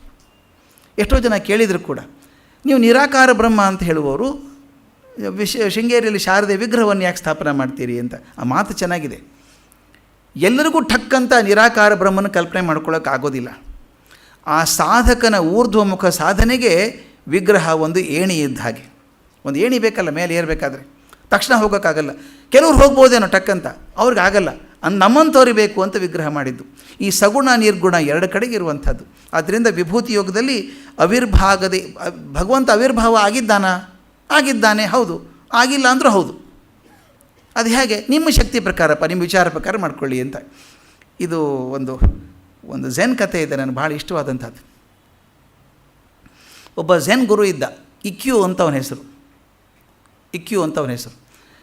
ತುಂಬ ಜ್ಞಾನಿ, ದೊಡ್ಡ ಹೆಸರು ಅವನಿಗೆ, ಮಹಾಜ್ಞಾನಿ ಅಂತ ಹೆಸರು. ಅವನು ಹೀಗೆ ಬಂದಾಗ ಜಪಾನಲ್ಲಿ ಬಂದ ಒಂದು ಕಡೆಗೆ. ಡಿಸೆಂಬರ್ ತಿಂಗಳು ಕೊನೆ ಬಂದಿದೆ, ವಿಪರೀತ ಚಳಿ, ನಡುಕ ಬಂದಿದೆ. ಒಂದು ಪಗೋಡಕ್ಕೆ ಬಂದ, ಒಂದು ಬುದ್ಧ ಮಂದಿರಕ್ಕೆ ಬಂದ. ಅಲ್ಲೆಲ್ಲ ಮರದಿಂದ ಮಾಡಿದಂಥ ವಿಗ್ರಹಗಳು, ಗುಡಿಗಳು. ಹೋಗಿ ರಾತ್ರಿ ಬಾಗಿಲು ತಟ್ಟಿದ 12 ಗಂಟೆಗೆ. ಯಾವನೋ ಒಬ್ಬ ಸನ್ಯಾಸಿ, ತರುಣ ಸನ್ಯಾಸಿ ಬಾಗಿಲು ತೆಗೆದ. ನೋಡ್ದ ಇಕ್ಯೂ ನಿಂತಿದ್ದಾನೆ ಮುಂದೆ. ಕಲ್ಪನೆ ಮಾಡ್ಕೊಳ್ಳಿ, ದೊಡ್ಡ ಸನ್ಯಾಸಿ ಎದುರು ನಿಂತ್ಕೊಂಡು ರಾತ್ರಿ 12 ಗಂಟೆಗೆ. ಅವನು ಸಂತೋಷ ಆಯಿತು, ಆಶ್ಚರ್ಯ ಆಯಿತು. ಏನು ಈ ಹೊತ್ತಿಗೆ ಸನ್ಯಾಸಿಗಳು ಬಂದಿದ್ದಾರೆ, ಝೆನ್ ಗುರುಗಳು ಬಂದಿದ್ದಾರೆ, ಬನ್ನಿ ಒಳಗೆ ಕರ್ಕೊಂಡದ. ಹಣ್ಣು ಹಾಲು ಕೊಟ್ಟ, ಮಲ್ಕೊಳ್ಳೋಕೆ ವ್ಯವಸ್ಥೆ ಮಾಡಿದ. ಆಯ್ತಪ್ಪ ನೀನು ಮಲ್ಕೋ ಅಂತ ಇಕ್ಯೂ ಹೇಳ್ದ. ಆ ತರುಣ ಸನ್ಯಾಸಿ ಹೋಗಿ ತನ್ನ ಕೋಣೆಯಲ್ಲಿ ಮಲ್ಕೊಂಡ. 1 ತಾಸು ಆಗಿರಬೇಕು, ಏನೋ ಸುಟ್ಟು ವಾಸನೆ ಬರೋಕ್ಕೆ ಶುರು ಆಯಿತು. ಅವನಿಗೆ ಗಾಬರಿ, ಯಾಕಂದರೆ ಇಡೀ ದೇವಸ್ಥಾನನೇ ಮರದಿಂದ ಮಾಡಿದಂಥದ್ದು. ಸುಟ್ಟು ವಾಸನೆ ಬಂದರೆ ಏನು ಗತಿ, ಎಲ್ಲಿ ಬೆಂಕಿ ಹತ್ಕೊಳ್ತು ಅಂತ ಓಡಿ ಬಂದು ನೋಡ್ತಾನೆ. ಇಕ್ಯೂ ಏನು ಮಾಡ್ತಿದ್ದಾನೆ ಗೊತ್ತಾ? ಅವನು ಮಹಾಜ್ಞಾನಿ, ಝೆನ್ ಗುರು. ಅವನು ಏನು ಮಾಡಿದ್ದಾನೆ ಅಂದರೆ, ಅಲ್ಲಿ ಬುದ್ಧನ ವಿಗ್ರಹಗಳನ್ನು ಹಾಕಿರ್ತಾರೆ. 100,000 1,000 ಬುದ್ಧನ ವಿಗ್ರಹಗಳನ್ನು ಜೋಡಿಸಿಟ್ಟಿರ್ತಾರೆ, ಮರದ ವಿಗ್ರಹಗಳು. ಒಂದು ವಿಗ್ರಹ ತೊಗೊಂಡಿದ್ದಾನೆ, ಅದು ಬೆಂಕಿ ಹಚ್ಚಿ ಮೈ ಕಾಶ್ಕೋತಾ ಇದ್ದಾನೆ. ಅವನು ಸನ್ಯಾಸಿ ಗಾಬರಿ ಆಯಿತು. ಏನಿದು, ಝೆನ್ ಗುರು ಅಂತಾನೆ, ಬುದ್ಧನ ಪೂಜೆ ಮಾಡ್ತೀವಿ ನಾವು ದಿನಾಲೂ, ಅಂಥದ್ದು ಬುದ್ಧನಿಗೆ ಬೆಂಕಿ ಹಚ್ಚಿ ಮೈ ಕಾಶ್ಕೋತಾ ಇದ್ದಾನೆ ಇವನು. ಏನು ಮಾಡ್ತಿದ್ದೀರಿ ನೀವು ಅಂದ. ಇಕ್ಯೂ ಹೇಳ್ದಂಗೆ ಕೆಲಸ ಮಾಡಿ, ಇನ್ನೂ ಥಂಡಿ ಜಾಸ್ತಿ ಇದೆ, ಇನ್ನೂ ರಾತ್ರಿ ದೊಡ್ಡದು, ಇನ್ನೂ 1-2 ಬುದ್ಧ ಹೇಳ್ಕೊ. ನೀನು ಬಾ ಮೈ ಕಾಸ್ಕೊಳ್ಳೋಣ ಇಬ್ಬರು ಅಂದ. ಅವನಿಂದ ಇದು ದೊಡ್ಡವರಾಗಿರ್ಬೋದು, ಅದ್ರ ವಯಸ್ಸೇ ಏನು ಆಗಿರ್ಬೇಕು ಇವನಿಗೆ ಅಂಥೇಳಿ, ಬೇಡಪ್ಪ ನೀವು ಹೋಗ್ರಿ ಹೊರಗಡೆ, ನಮ್ಮ ಕೆಲಸ ಹೋಗುತ್ತೆ ಈ ಥರ ಆದರೆ. ಅವನೇ ಬೇಜಾರು ಮಾಡ್ಕೊಳ್ಳಿಲ್ಲ, ಹೊರಗೆ ಹೋದ, ಗುಡಿಯಿಂದ ಹೊರಗೆ ಹೋಗಿ ಕೂತ್ಕೊಂಡ. ಇವನು ಬಾಗಿಲು ಹಾಕೊಂಡು ಮಲ್ಕೊಂಡ, ಅದು ಆರಿಸಿ. ಬೆಳಗ್ಗೆ ಎದ್ದು ನೋಡ್ತಾನೆ, ಪಾಪ ಬೇಜಾರಾಯಿತು. ಗುರುಗಳು ದೊಡ್ಡವರು, ಪಾಪ ಏನಾಗಿತ್ತು ಏನೋ ಗೊತ್ತಿಲ್ಲ, ಎಲ್ಲಿ ಹೋದರು ಕತ್ಲೆಯಲ್ಲಿ ಅಂದು ಬಾಗಿಲು ತೆಗೆದು ನೋಡ್ತಾನೆ. ಆ ದೇವಸ್ಥಾನದ ಮುಂದೆ ಕೂತಿದ್ದಾನೆ IQ. ಒಂದು ಮೈಲ್ಗಲ್ಲು ಇರ್ತಾವಲ್ಲ, ಮೈಲ್ಗಲ್ಲು ಮುಂದೆ ಕೂತಿದ್ದಾನೆ, ಹೂ ಏರಿಸಿದ್ದಾನೆ, ಬುದ್ಧಂ ಶರಣಂ ಗಚ್ಛಾಮಿ ಅಂತ ಪೂಜೆ ಮಾಡ್ತಾಯಿದ್ದಾನೆ. ಇವನು ಹೋಗಿ ಕೇಳಿದಾಗ, ಏನು ನನಗೆ ಅರ್ಥವೇ ಆಗಲ್ಲ ಸ್ವಾಮಿ, ನಿನ್ನೆ ನಿಮಗೆ ಬುದ್ಧನ ವಿಗ್ರಹ ಇತ್ತು, ಅದನ್ನು ಸುಟ್ಟು ಮೈ ಕಾಸ್ಕೊತಾ ಇದ್ರಿ, ಈಗ ಮೈಲ್ಗಲ್ಲು ಮುಂದೆ ಕೂತ್ಕೊಂಡು ಬುದ್ಧಂ ಶರಣಂ ಗಚ್ಛಾಮಿ ಅಂತ ಇದ್ದೀರಿ, ಏನಿದು ಅಂತ. ಆ IQ ಹೇಳಿದಂತೆ, ಏನು ಮಾಡೋದಪ್ಪ ದುರ್ದೈವ, ನಿನಗೆ ಮರದಲ್ಲಿ ಕೆತ್ತಿ ಆಕಾರ ಕೊಟ್ಟಾಗಲೇ ಬುದ್ಧ ಕಾಣಿಸೋದು, ನನಗೆ ಮೈಲ್ಗಲ್ಲಲ್ಲೂ ಕಾಣಿಸ್ತಾನೆ. ಯಾವಾಗ ನಿನಗೆ ಮೈಲ್ಗಲ್ಲಲ್ಲಿ ಪ್ರತಿಯೊಂದು ವಸ್ತುವಿನಲ್ಲಿ ಬುದ್ಧ ಕಾಣಿಸ್ತಾನೋ ಆಗ ನಿಜವಾಗಲೂ ಸಂತತ್ವ ಬಂತು ನಿನಗೆ, ಅಲ್ಲಿವರೆಗಿಲ್ಲ ಅಂತ. ನಿನಗೆ ಕತ್ತರಿಸಿ ಆ ಆಕಾರದಲ್ಲಿ ಇಟ್ಟಾಗ, ಬುದ್ಧನ ಆಕಾರದಿಟ್ಟಾಗ ಮಾತ್ರ ಏನು ಬುದ್ಧ ಅಂತ ಅನಿಸುತ್ತೆ, ಮರದಲ್ಲಿ ಕಾಣಿಸ್ಬಾರ್ದ. ಇದು ಹಾಗೆ ಕೆಲವರಿಗೆ ಇಡೀ ಪ್ರಪಂಚದಲ್ಲಿ ಭಗವಂತ ಕಾಣಿಸ್ಬೋದು, ಇನ್ನು ಕೆಲವರಿಗೆ ಸಗುಣ ನಿರ್ಗುಣ ಎರಡು ರೂಪದಲ್ಲಿ ಇರುವಂಥದ್ದು. ಈ ಅಧ್ಯಾಯದಲ್ಲಿ ಬಂದಂಥದ್ದು ಅವಿರ್ಭವಿತವಾದ ಪ್ರಪಂಚದ ವಿವರಣೆಯನ್ನು ಒಬ್ಬನೇ ದೇವರು ಅನೇಕ ಆಗಿರೋದು ಹೇಗೆ ಅಂತ ತೋರಿಸ್ಬೇಕಾಗಿದೆ. ಭಗವತ್ ಶಕ್ತಿ ಒಂದೇ, ಏಕಂ ಸತ್ ವಿಪ್ರ ಬಹುಧಾ ವದಂತಿ ಅಂತ, ಒಂದೇ ಸತ್ವ ಅದು. ಅದು ಬೇರೆ ಬೇರೆ ರೂಪದಲ್ಲಿ ಬಂದದ್ದು ಹೇಗೆ, ಅದು ಹೇಗೆ ಕಾಣಿಸುತ್ತೆ ಅಂಥೇಳಿ, ಏಕಮೇವನಾದಂಥ ಪರಮಾತ್ಮ ಅನೇಕ ಆಗುವಂಥ ಶಕ್ತಿ ಸಾಮರ್ಥ್ಯವನ್ನು ಹೊಂದಿದ್ದು ಅಚ್ಚರಿ ಅಂತ ಅನಿಸ್ತದೆ. ಅದನ್ನು ತೋರಿಸ್ತಾನೆ, ಹೇಗಾಗಿದ್ದೀನಿ ನಾನು ಬೇರೆ ಬೇರೆ ರೂಪದಲ್ಲಿ ಅಂತ ತೋರಿಸ್ಬೇಕು. ಅದಕ್ಕೆ ಮೊದಲನೇದೇ ಮಾತಲ್ಲಿ ಹೇಳ್ತಾನೆ ಅರ್ಜುನನಿಗೆ, ಅರ್ಜುನ ನೀನು ನನ್ನ ಅತ್ಯಂತ ಪ್ರಿಯವಾಗಿದ್ದೀಯಪ್ಪ, ಇದು ನೋಡಿ ಒಬ್ಬ ಒಳ್ಳೆ ಟೀಚರ್ ಮಾಡುವಂಥ ಕೆಲಸ. ನಾನು ಇಡೀ ನಾನು ಮೇಷ್ಟ್ರಾಗಿರೋದ್ರಿಂದ ಅದು ಭಾಳ ನೋಡೋಕ್ಕಾಗುತ್ತೆ ನನಗೆ. ಯಾವತ್ತೂ ಕಮ್ಯಾಂಡ್ ಮಾಡಲಿಲ್ಲ ಕೃಷ್ಣ, ನೀನು ನನಗೆ ಅತ್ಯಂತ ಪ್ರಿಯವಾಗಿರೋದ್ರಿಂದ ನಿನಗೆ ಈ ವಿಷಯವನ್ನು ಹೇಳ್ತಾ ಇದ್ದೀನಿ. ಹೋದ ಅಧ್ಯಾಯದಲ್ಲೂ ನೋಡಿದ್ವಿ ನಾವು, ನೀ ಅನಸೂಯನಾಗಿರೋದ್ರಿಂದ ನಿನಗೆ ಹೇಳ್ತಾ ಇದ್ದೀನಿ ಅಂತ ಹೊಗಳದಂಗೂ ಆಯ್ತು ಶಿಷ್ಯನ. ವಿದ್ಯಾರ್ಥಿಗಳ ಮನಸ್ಸನ್ನು ಹಿಡ್ಕೊಳ್ಳಾರ್ದೆ ಪಾಠ ಮಾಡಿದರೆ ಹೇಳಿದ್ದು ನಾಟಲ್ಲ. ಕ್ಲಾಸ್ ಶುರುವಾಗಲಿ, ನಿನ್ನಂಥ ದಡ್ಡ ಜಗತ್ತಲ್ಲಿ ಯಾರೂ ಇಲ್ಲ, ಕೂತ್ಕೋ ಕ್ಲಾಸಲ್ಲಿ ಅಂತ ಹೇಳಿದರೆ ಇಡೀ ಕ್ಲಾಸ್ ಹೇಳಿದ ಅರ್ಥ ಆಗಲ್ಲ ಹುಡುಗನಿಗೆ. ಆದರೆ ನೀನು ಬುದ್ಧಿವಂತ ಇದೆಯಾ, ನೀ ಬುದ್ಧಿವಂತ ಇದೆಯಾ ಅಂತ ನೀನು ಹೇಳ್ತಾ ಇದ್ದೀನಿ ಅಂದರೆ ಬುದ್ಧಿವಂತ ಆಗ್ತಾನೆ ಅವನು ಕೂತ್ಕೊಂಡು. ಎಷ್ಟು ಚೆನ್ನಾಗಿದೆ ನಿಮ್ಮ ಮಾತು, ನೀನು ನನಗೆ ಅತ್ಯಂತ ಪ್ರಿಯನಾಗಿರೋದ್ರಿಂದ ನಿನ್ನ ಹಿತದ ದೃಷ್ಟಿಯಿಂದ ಇದೊಂದು ವಿಷಯ ಹೇಳ್ತಾ ಇದ್ದೀನಿ, ಈ ನನ್ನ ವಿಭೂತಿಯನ್ನು ಹೇಳ್ತಾ ಇದ್ದೀನಿ. ಸಾಮಾನ್ಯರಿಗೆ ಯಾರಿಗೂ ಅರ್ಥ ಆಗುವಂಥದ್ದು ಅಲ್ಲಪ್ಪ ಅಂದರೆ ಏನು ಅರ್ಥ ಹೇಳಿ? ಸಾಮಾನ್ಯರಿಗೆ ಅರ್ಥ ಆಗುವಂಥದ್ದೆಲ್ಲ ನಿನಗೆ ಹೇಳ್ತಾ ಇದ್ದೀನಿ ಅಂದರೆ ನೀನು ಅಸಾಮಾನ್ಯ ಇದ್ದೀಯಾ ಅಂತ, ನೀನು ಅಸಾಮಾನ್ಯ ಇದ್ದೀಯಾ, ನನಗೆ ಪ್ರಿಯವಾಗಿದ್ದೀಯಾ ಅಂತ ಹೇಳೋದು. ಇದು ನಾನು ಹೇಳಿದ್ನೇ ಇಲ್ಲ ಗೊತ್ತಿಲ್ಲ, ರೊಸೆಂಥಾಲ್ ಎಕ್ಸ್ಪರಿಮೆಂಟ್ ಅಂತ ಭಾಳ ಫೇಮಸ್ ಇದು ಜಗತ್ತಲ್ಲಿ. ಹಾರ್ವರ್ಡಲ್ಲಿ ಪ್ರೊಫೆಸರ್ ಆಗಿದ್ದರು ರೊಸೆಂಥಾಲ್ ಅಂತ, ಮೆನ್ಸಾ ಸೊಸೈಟಿ ಅಧ್ಯಕ್ಷರು ಆಗಿದ್ದಂಥವ್ರು. ಅವರೊಂದು ಪ್ರಯೋಗ ಮಾಡಿದ್ರು, ಇವತ್ತಿಗಾದರೂ ಶಿಕ್ಷಣದಲ್ಲಿ ಒಂದು ಮೈಲಿಗಲ್ಲದು. ಅವರು ಒಂದು 90 ಜನ ವಿದ್ಯಾರ್ಥಿಗಳನ್ನು ಕೂಡ ಹಾಕಿದರು ಅಮೇರಿಕಾದಲ್ಲಿ ಕರೆದು. ಒಂದು ಕಡೆ 30 ಜನ ವಿದ್ಯಾರ್ಥಿಗಳು ಒಬ್ಬ ಮೇಷ್ಟ್ರನ್ನ ಕರೆದ್ರಂತೆ, ಟೀಚರ್ನ ಕರೆದು ಒಂದು ರೂಮಲ್ಲಿ ಕೂಡಿಸಿ ಹೇಳಿದ್ರಂತೆ, ಅವರೆಲ್ಲರೂ ಕೂಡಿಸಿ ಹೇಳಿದ್ರಂತೆ, ನೋಡಿಪ್ಪ ನೀವು 30 ಜನ ನಮ್ಮ ಅಮೇರಿಕಾ ದೇಶದ ಅತ್ಯಂತ ಪ್ರತಿಭಾನ್ವಿತ ವಿದ್ಯಾರ್ಥಿಗಳು, ನಿಮಗಿಂತ ವಿದ್ಯಾರ್ಥಿಗಳು ಬುದ್ಧಿವಂತರು ಯಾರೂ ಇಲ್ಲ ಇಲ್ಲಿ. ಮತ್ತು ಈ ಟೀಚರ್ ಇದ್ದಾರಲ್ಲ, ಈಕೆ ಅಂತ ಟೀಚರ್ ನಮ್ಮ ದೇಶದಲ್ಲಿ ಯಾರೂ ಇಲ್ಲ. ನಾವು ಎಷ್ಟೋ ಪರೀಕ್ಷೆ ಮಾಡಿ ಆರಿಸಿದ್ದೀವಿ, she is the best teacher and you are the best students. ಇದೊಂದು ಸಿಲೆಬಸ್ ಕೊಟ್ಟಿದ್ದೀವಿ, ನೀವು ಡಿಸ್ಕಸ್ ಮಾಡಬೇಕು ಅಂತ ಒಂದು ರೆಸಾರ್ಟಿಗೆ ಕಳಿಸಿದ್ರು ಇವ್ರನ್ನ 3 ತಿಂಗಳು. ಎರಡನೇ ಗುಂಪನ್ನು ಕರೆದ್ರಂತೆ, ಆ 30 ಹುಡುಗರು ಒಬ್ಬ ಟೀಚರು. ಅವ್ರು ಹೇಳಿದ್ರಂತೆ, ನೀವು ಎವರೇಜ್ ಹುಡುಗರು, ಭಾಳ ಎವರೇಜ್ ಹುಡುಗರು, ಮೇಲೂ ಇಲ್ಲ ಕೆಳಗೂ ಇಲ್ಲ, ಸಾಧಾರಣ ಮಟ್ಟಕ್ಕಿದ್ದೀರಿ. ಈ ಮೇಷ್ಟ್ರು ಅಷ್ಟೇ, ಭಾಳ ಬುದ್ಧಿವಂತರು ಅಲ್ಲ, ಪೂರ ದಡ್ಡರು ಅಲ್ಲ, ಏನು ಮಾಡ್ತೀರಿ ನೋಡಿ, ಸಿಲೆಬಸ್ ಕೊಡ್ತೀವಿ, ಇದು ಮಾಡ್ಕೊಂಬನ್ನಿ ಅಂತ ಮತ್ತೊಂದು ಕಡೆ ಕಳಿಸಿದ್ರಂತೆ. ಇದು ಆದದ್ದು 1961ನಲ್ಲಿ. ಆಮೇಲೆ ಕಳಿಸ್ಬಿಟ್ಟು 3ನೇ ಗುಂಪಿನ ಕರೆದ್ರು, ಆ 30 ಜನ ಹುಡುಗರು ಮತ್ತು ಇವರೊಬ್ಬರು ಮೇಷ್ಟ್ರು. ಹೇಳಿದ್ರಂತೆ, ಈ 30 ಹುಡುಗರು ಹೇಗೆ ಬದುಕಿದಾರೋ ದೇವರಿಗೆ ಗೊತ್ತು, ವರ್ಸ್ಟ್ ಸ್ಟೂಡೆಂಟ್ಸ್ ಎವರ್. ನಾವೆಲ್ಲ ಪ್ಯಾರಾಮೀಟ್ರ್ ಹಾಕ್ಕೊಂಡು ಪರೀಕ್ಷೆ ಮಾಡಿದ್ದೀವಿ, ಇವರು ಕಲಿಯೋ ಸಾಧ್ಯವೇ ಇಲ್ಲ. ಓಡಾಡ್ರು ಅಂದ್ರೆ ಅಸಾಧ್ಯ ಓಡಾಡ್ರು ಈ 30 ಜನ, ಇವ್ರು ನಿಗ್ರಹ ಮಾಡೋದೇ ಕಷ್ಟ. ಮತ್ತು ಈ ಟೀಚರು ಅದು ಹೇಗೆ ನೌಕರಿಯಲ್ಲಿದ್ದಾರೋ ದೇವರಿಗೆ ಗೊತ್ತು. ಯಾವ ರೀತಿ ಪರೀಕ್ಷೆ ಮಾಡಿದ್ರು ಏಕಿಗಿಂತ ದೊಡ್ಡ ಟೀಚರ್ ಸಿಗೋಕ್ಕೆ ಸಾಧ್ಯ ಇಲ್ಲ. ಇವರಿದ್ದಾರೆ, ಇವ್ರು ಏನು ಮಾಡ್ತೀರಿ ನೋಡಿ, ಸಿಲೆಬಸ್ ಕೊಟ್ಟು ಕಳಿಸಿದ್ರು ಅವ್ರನ್ನೂ. 3 ತಿಂಗಳಾದ್ಮೇಲೆ ಕರೆದ್ರಂತೆ. ವಾಪಸ್ ಕರೆದಾಗ ಮೊದಲನೇ ಬ್ಯಾಚ್ ಹುಡುಗರು ಕುಣ್ಕೊಂಡು ಬಂದರು, ಆ ಟೀಚರು ಅತ್ಯಂತ ಉತ್ಸಾಹದಿಂದ ಬಂದರು, ಅವ್ರು ಚೆನ್ನಾಗಿ ಕಲ್ತಿದ್ರು. ಆ 30 ಜನ ತುಂಬ ಬುದ್ಧಿವಂತರಂತೆ ಕೆಲಸ ಮಾಡಿದರು. ಆ ಶಿಕ್ಷಕಿ ಕೂಡ ಅದ್ಭುತ ಕೆಲಸ ಮಾಡಿದರು. Confidence was very high. ಎರಡನೇ ಗುಂಪು ಕರೆದು ಅವ್ರು ಹಾಗೇ ಇದ್ದರು, ಮೇಲೂ ಕೇಳಿಲ್ಲ ಕೆಳಗೆ ಕೇಳಿಲ್ಲ. ಟೀಚರ್ ಅಂದರು, ಇವ್ರು ಏನು ಸರ್ ಅರ್ಥವೇ ಆಗಲ್ಲ ಅಂತ ಇವರು, ಅವರು ಟೀಚರ್ಗೆ ಹೇಳೋಕ್ಕೆ ಬರಲ್ಲ ಅಂತ ಅವರು ಯೂಶ್ವಲ್ ಕಂಪೇರೆನ್ಸು ಅವರಿದ್ದರು. 3ನೇ ಗುಂಪಿತ್ತಲ್ಲ, ಆ ಟೀಚರ್ ಆತ್ಮಹತ್ಯೆ ಮಾಡ್ಕೊಳ್ಳಾರ್ದು ದೊಡ್ಡದು. ಆ ಪರಿಸ್ಥಿತಿ ಇತ್ತು. ಆ ಹುಡುಗರು ಹಿಡ್ಕೊಳ್ಳೋಕೆ ಸಾಧ್ಯ ಇಲ್ಲ, ಹಾಗಾಗಿದ್ರು. ಕೊನೆಗೆ ರಜಂತೆಲ್ಲ ಅವರು 90 ಜನನೂ ಕರೆದು ಟೀಚರ್ಸ್ ಕರೆದು ಹೇಳ್ತಾರೆ, ನಾನು ಮಾಡಿದ ಪ್ರಯೋಗ ಏನು ಅಂದರೆ, ನೀವು 90 ಜನ ವಿದ್ಯಾರ್ಥಿಗಳು ಸೇಮ್ IQ ಇದ್ದವರು, ಬುದ್ಧಿಮತ್ತೆ ಇದ್ದವರು. ಈ 3 ಜನ ಶಿಕ್ಷಕರು ಒಂದೇ ಮಟ್ಟದವರೇ. ನಾನು ಏನು ಮಾಡಿದೆ, ಮೊದಲು ನಿಮ್ಮನ್ನು ಕರೆದು ಅತ್ಯಂತ ಬುದ್ಧಿವಂತ ವಿದ್ಯಾರ್ಥಿಗಳು, ಅತ್ಯಂತ ಬುದ್ಧಿವಂತ ಶಿಕ್ಷಕಿ ಅಂತ ಅನ್ನಲ್ಲ, then you behaved like good students. ಇವರು ಎವರೇಜ್ ಅಂದವ್ರು ಎವರೇಜ್ ಆಗೇ ಉಳ್ಕೊಂಡ್ರು, ದಡ್ರು ಅಂದವ್ರು ದಡ್ರಾಗೆ ತೋರಿಸಿದ್ರು. ಇದನ್ನೇ ಸ್ವಾಮಿ ವಿವೇಕಾನಂದರು ಒಂದು 100 ಸಲ ಹೇಳಿದ್ದಾರೆ ನಮಗೆ, ನಿಮ್ಮ ಮಕ್ಕಳಿಗೆ ದಡ್ಡ ಅನ್ಬೇಡ್ರಿ, ದಡ್ಡ ಅಂದರೆ ದಡ್ಡಾಗೇ ತೋರಿಸ್ತಾನೆ ಅವನು, ದಡ್ಡಾಗೇ ತೋರಿಸ್ತಾನೆ ಅಂತ. ಇದನ್ನು ಎಷ್ಟು ಚೆನ್ನಾಗಿ ಹೇಳ್ತಾರೆ, ಎಷ್ಟು ಸುಲಭವಾಗಿ ಹೇಳ್ತಾರೆ. ನೀನು ನನಗೆ ಪ್ರಿಯವಾದ್ದರಿಂದ ಮತ್ತು ಸಾಮಾನ್ಯರಿಗೆ ಅರ್ಥ ಆಗದೇ ಇರೋದರಿಂದ ನಿನಗೆ ಹೇಳ್ತಾ ಇದ್ದೀನಿ, ಬುದ್ಧಿವಂತ ಇದೆಯಪ್ಪ, ತಿಳ್ಕೊ ಇದನ್ನು ಅಂಥೇಳಿ. ಆ ಪದ್ಯ ಎಷ್ಟು ಚೆನ್ನಾಗಿದೆ ನೋಡಿ.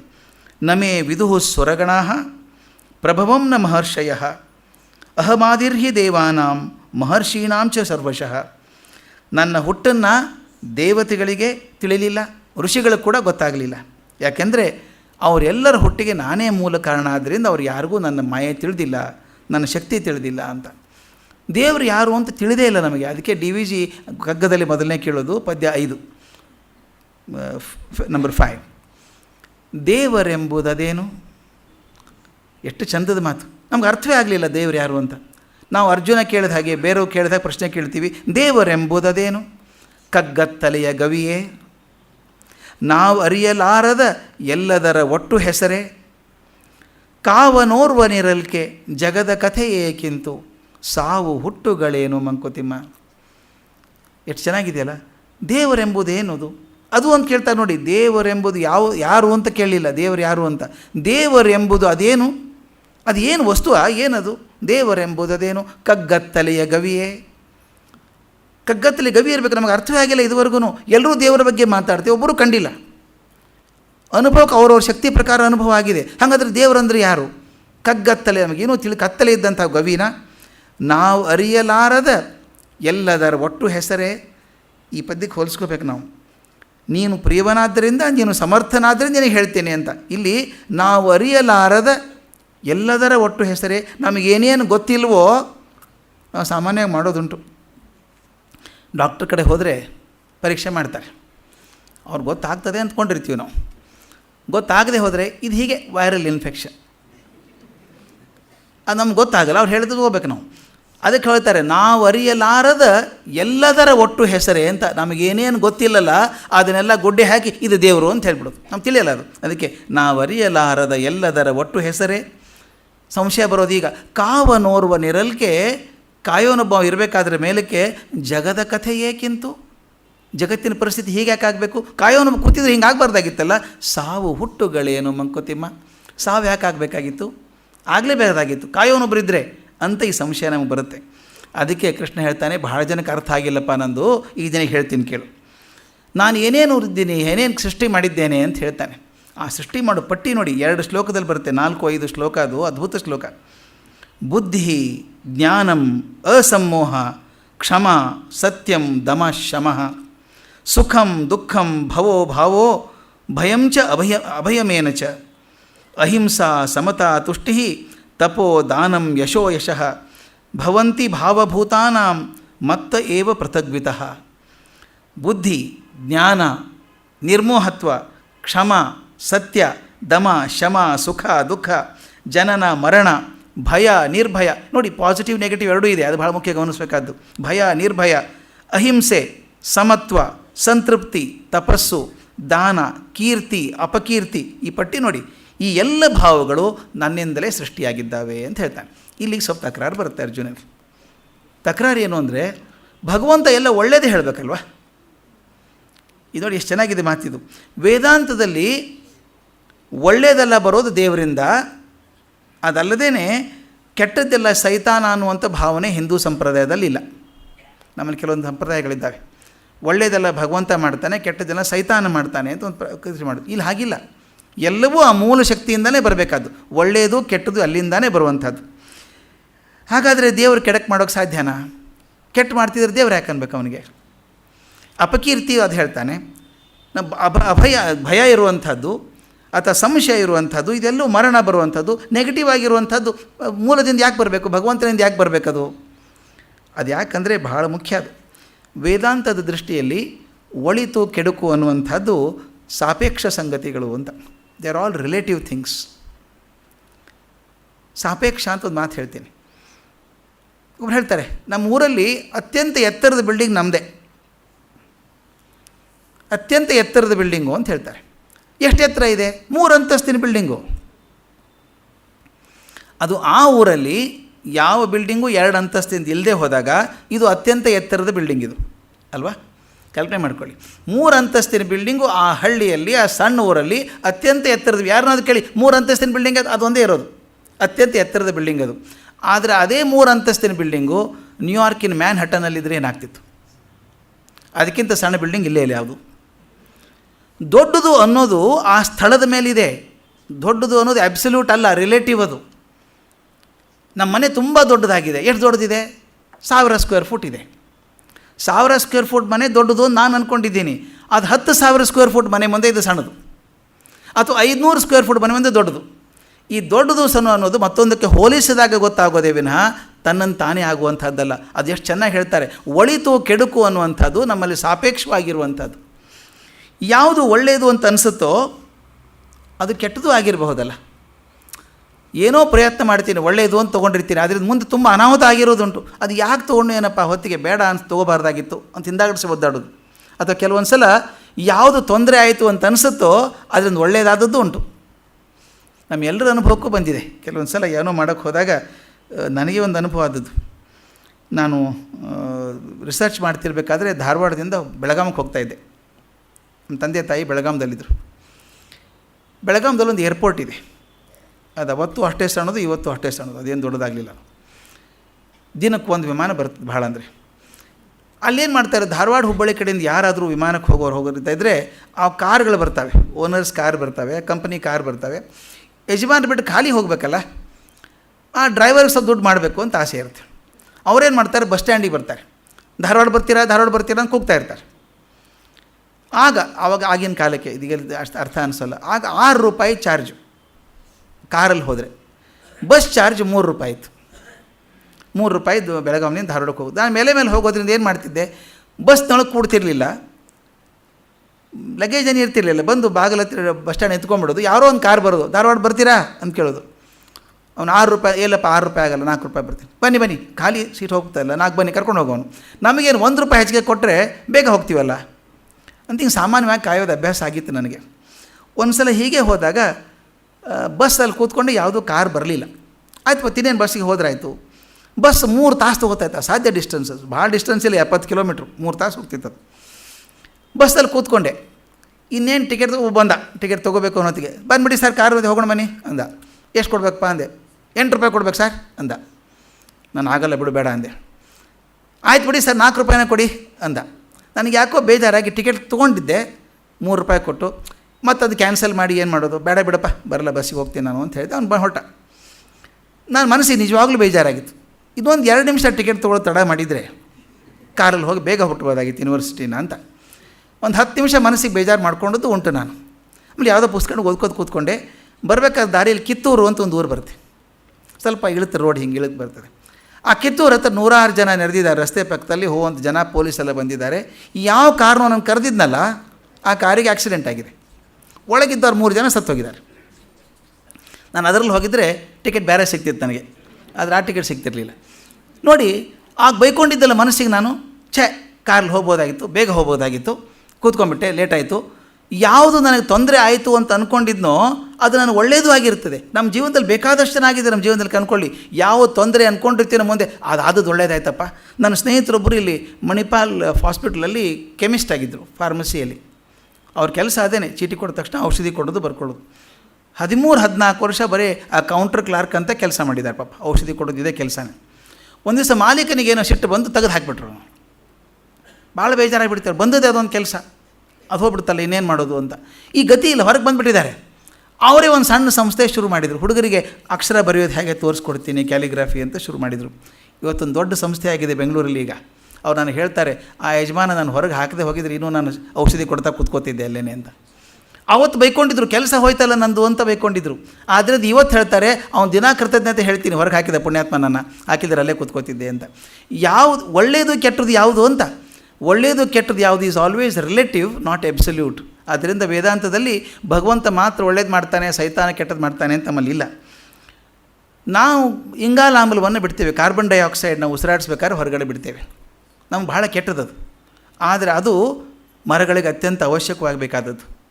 ನನಗೆ ಕೆಟ್ಟದ್ದು ಅದು ಅವ್ರಿಗೆ ಒಳ್ಳೇದಾಗ್ತದೆ. ಅದರಿಂದ ಒಳ್ಳೆಯದು ಕೆಟ್ಟದ್ದು ಅನ್ನೋದು ಯಾವ ದೃಷ್ಟಿಯಿಂದ ನೋಡ್ತೀವಿ ಅನ್ನೋದ ಮೇಲೆ. ಕಾರ್ಬನ್ ಡೈಆಕ್ಸೈಡ್ ಕೆಟ್ಟದು ನಿಜ, ಯಾರಿಗೆ? ನಮಗೆ, ಮರಗಳಿಗೆ ಬೇಕು.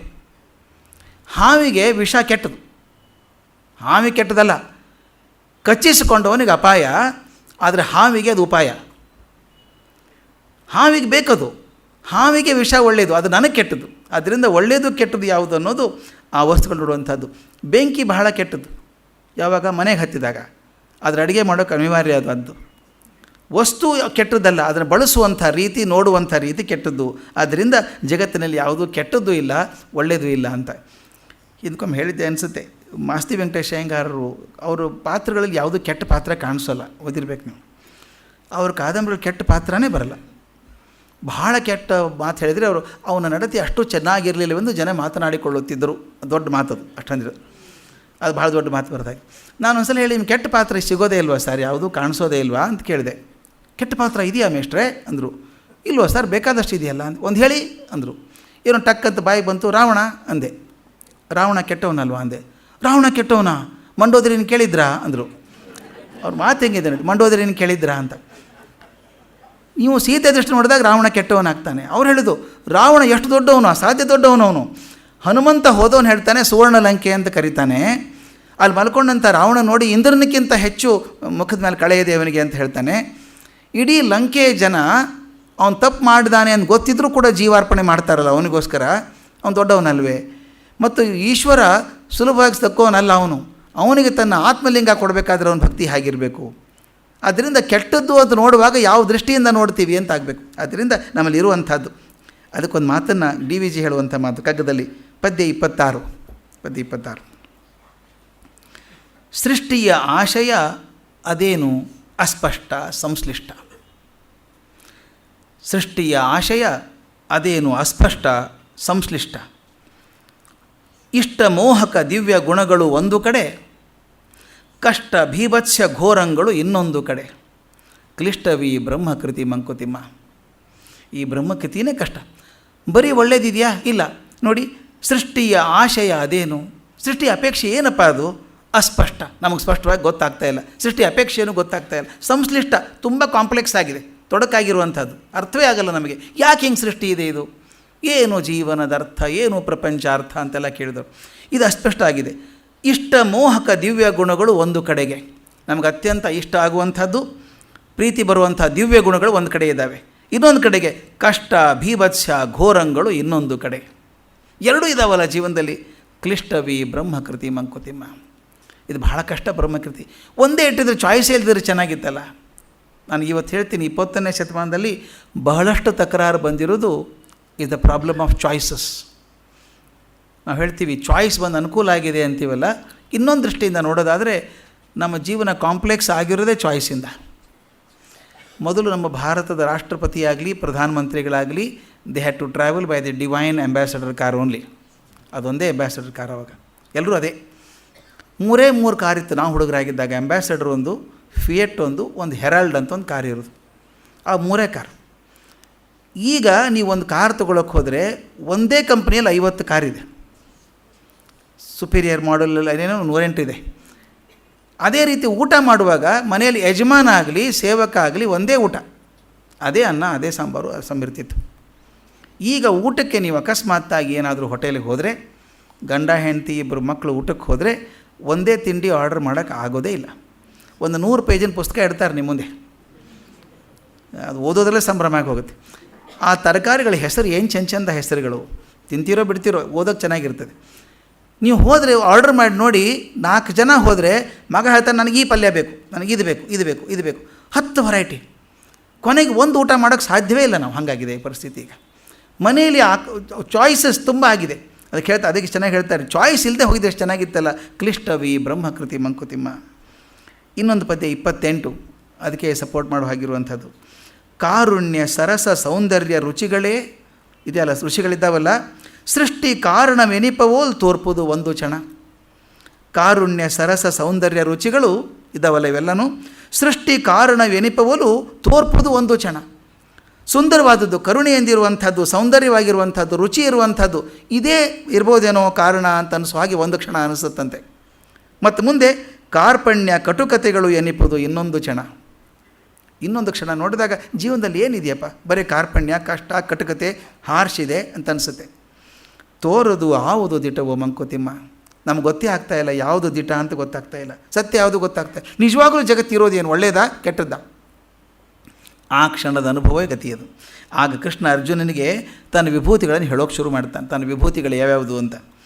ಕಥಂ ವಿದ್ಯಾ ಮಹಂ ಯೋಗಿಂ ಸ್ಥಾಂಸದಾ ಪರಿಚಿಂತೆಯಾನ್ ಕೇಶು ಕೇಶು ಚ ಭಾವೇಶು ಚಿಂತ್ಯೋಷಿ ಭಗವನ್ಮಯ.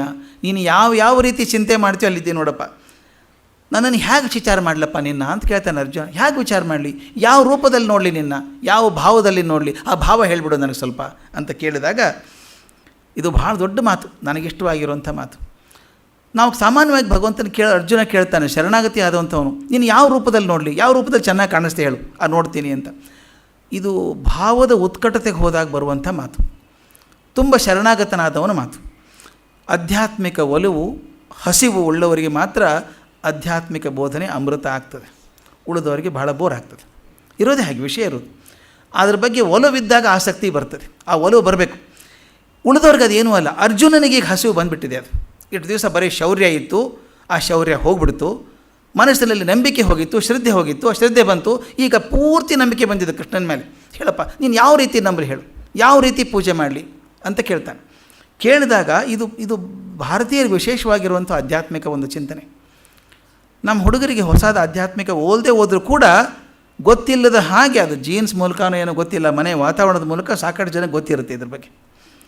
ಈ ಗುಣಗ್ರಹಣದ ಪ್ರಚಂಡ ಶಕ್ತಿ ಇದೆ, ಆಧ್ಯಾತ್ಮಿಕ ಗುಣಗ್ರಹಣದ ಪ್ರಚಂಡ ಶಕ್ತಿ ಭಾರತೀಯರಿಗಿದೆ. ಇದನ್ನು ಗುರುತಿಸಿ ಆಧ್ಯಾತ್ಮಿಕ ವ್ಯಕ್ತಿಗಳನ್ನು ಗುರುತಿಸಿ ಗೌರವ ಮಾಡುವಂಥ ಪರಿಪಾಠ ಕೂಡ ನಮ್ಮಲ್ಲಿದೆ. ಇವತ್ತಿಗಾಳು ಸನ್ಯಾಸಿಗಳಿಗೆ ನಾವು ತುಂಬ ಗೌರವ ಕೊಡ್ತೇವೆ, ಯಾಕಂದರೆ ಆಧ್ಯಾತ್ಮಿಕ ಶಕ್ತಿಯನ್ನು ಬೆಳೆಸ್ಕೋತಾರೆ ಅವರು ಅಂತ ಕೊಡುವಂಥದ್ದು. ನಮ್ಮ ದೇಶದ ಗಮನಿಸಬೇಕಾದ್ದು, ನಮ್ಮ ಆಧ್ಯಾತ್ಮಿಕ ಪ್ರಬೋಧಕರನ್ನು ಯಾರನ್ನೂ ನಾವು ಕೊಲ್ಲಿಲ್ಲ, ಯಾರನ್ನೂ ಶಿಲುಬೆಗೂ ಏರಿಸಲಿಲ್ಲ. ಅವರು ಹೇಳಿದ್ದನ್ನು ಒಪ್ಪದೇ ಹೋದರೂ ಕೂಡ, ಯಾರೋ ಆಧ್ಯಾತ್ಮಿಕ ಪ್ರಚೋದನೆ ಮಾತನ್ನು ಹೇಳಿದ ಕೂಡ, ಆ ಮಾತನ್ನು ಒಪ್ಪದೇ ಹೋದರೂ ಕೂಡ ಅವರ ಶೀಲ ಚೆನ್ನಾಗಿದ್ದರೆ ಅವ್ರು ನಾವು ಗೌರವಿಸಿದ್ದೇವೆ, ಅಪಮಾನ ಮಾಡೋಕ್ಕೆ ಹೋಗಿಲ್ಲ, ಇದುವರೆಗೆ ಯಾರಿಗೂ ಮಾಡಿಲ್ಲ. ಆ ರೀತಿ ಅದು ಮಾತನ್ನು ಹೇಳಿದೆ, ಶೀಲ ಚೆನ್ನಾಗಿದ್ದಾಗ ಅಂತ ಹೇಳಿದೆ. ತಾವು ಗಮನಿಸಬೇಕಾದ್ದು, ಬುದ್ಧ ತಾನಿದ್ದ ಕಾಲದಲ್ಲಿ ಇದ್ದ ಸಂಪ್ರದಾಯಗಳನ್ನೆಲ್ಲ ಟೀಕೆ ಮಾಡಿದ, ಕಿತ್ತು ಹಾಕಿದ, ಅಂದಾಜಂತೆ ಕಿತ್ತು ಹಾಕಿದ. ಆದರೆ ಯಾರೋ ಬೇಜಾರಿಲ್ಲದೇನೆ ಎಷ್ಟರ ಮಟ್ಟಿಗೆ ಅಂದರೆ, ಅದೇ ಬುದ್ಧನ್ನು ನಾವು ಒಂದು 10 ಅವತಾರಗಳಲ್ಲಿ ಒಂದು ಅವತಾರ ಮಾಡ್ಕೊಂಡ್ಬಿಟ್ವಲ್ಲ. ಯಾರು ಟೀಕೆ ಮಾಡಿ ಇದು ಚೆನ್ನಾಗಿಲ್ಲ ತೆಗೆದು ಹಾಕಿ ಅಂತ ಹೇಳಿದಂಥ ಬುದ್ಧನ ಬಗ್ಗೆ ಗೌರವ ಇಟ್ಕೊಂಡು ಅವನ ಒಂದು 10 ಅವತಾರದಲ್ಲಿ ಒಂದು ಅವತಾರ ಮಾಡ್ಕೊಂಡ್ವಿ. ಸ್ವಾಮಿ ವಿವೇಕಾನಂದರಷ್ಟು ಟೀಕೆ ಮಾಡಿದವರು ಯಾರೂ ಇಲ್ಲ ನಮ್ಮ ಧರ್ಮವನ್ನು ಟೀಕೆ ಮಾಡಿದಷ್ಟು. ಆದರೆ ಅವ್ರ ಬಗ್ಗೆ ನಮ್ಗೆ ತುಂಬ ಗೌರವ, ನಮ್ಮ ಆರಾಧ್ಯ ದೈವ ಅವರು. ಅವ್ರು ಹೇಳ್ತಾರೆ, ನಿಮ್ಮ ಸಂಪ್ರದಾಯದಲ್ಲಿ ಇದು ಕೆಟ್ಟು ಹೋಗಿದೆ, ಸರಿ ಮಾಡ್ಕೊಳ್ಳಿ, ಇದನ್ನು ತೆಗೆದು ಹಾಕಿ ಅಂತ ಹೇಳ್ತಾರೆ. ಅಂದರೆ ನಮ್ಮ ಮಾತಿನಲ್ಲಿ, ನಮ್ಮ ಆಧ್ಯಾತ್ಮಿಕ ಶಕ್ತಿಯಲ್ಲಿ ತುಂಬ ಮಾತಿಗೆ ಅವಕಾಶ ಇದೆ, ಭಿನ್ನಾಭಿಪ್ರಾಯಗಳಿಗೆ ಅವಕಾಶ ಇದೆ, ಅಷ್ಟು ಸ್ಪಷ್ಟವಾಗಿ ಹೇಳುವಂಥದ್ದು.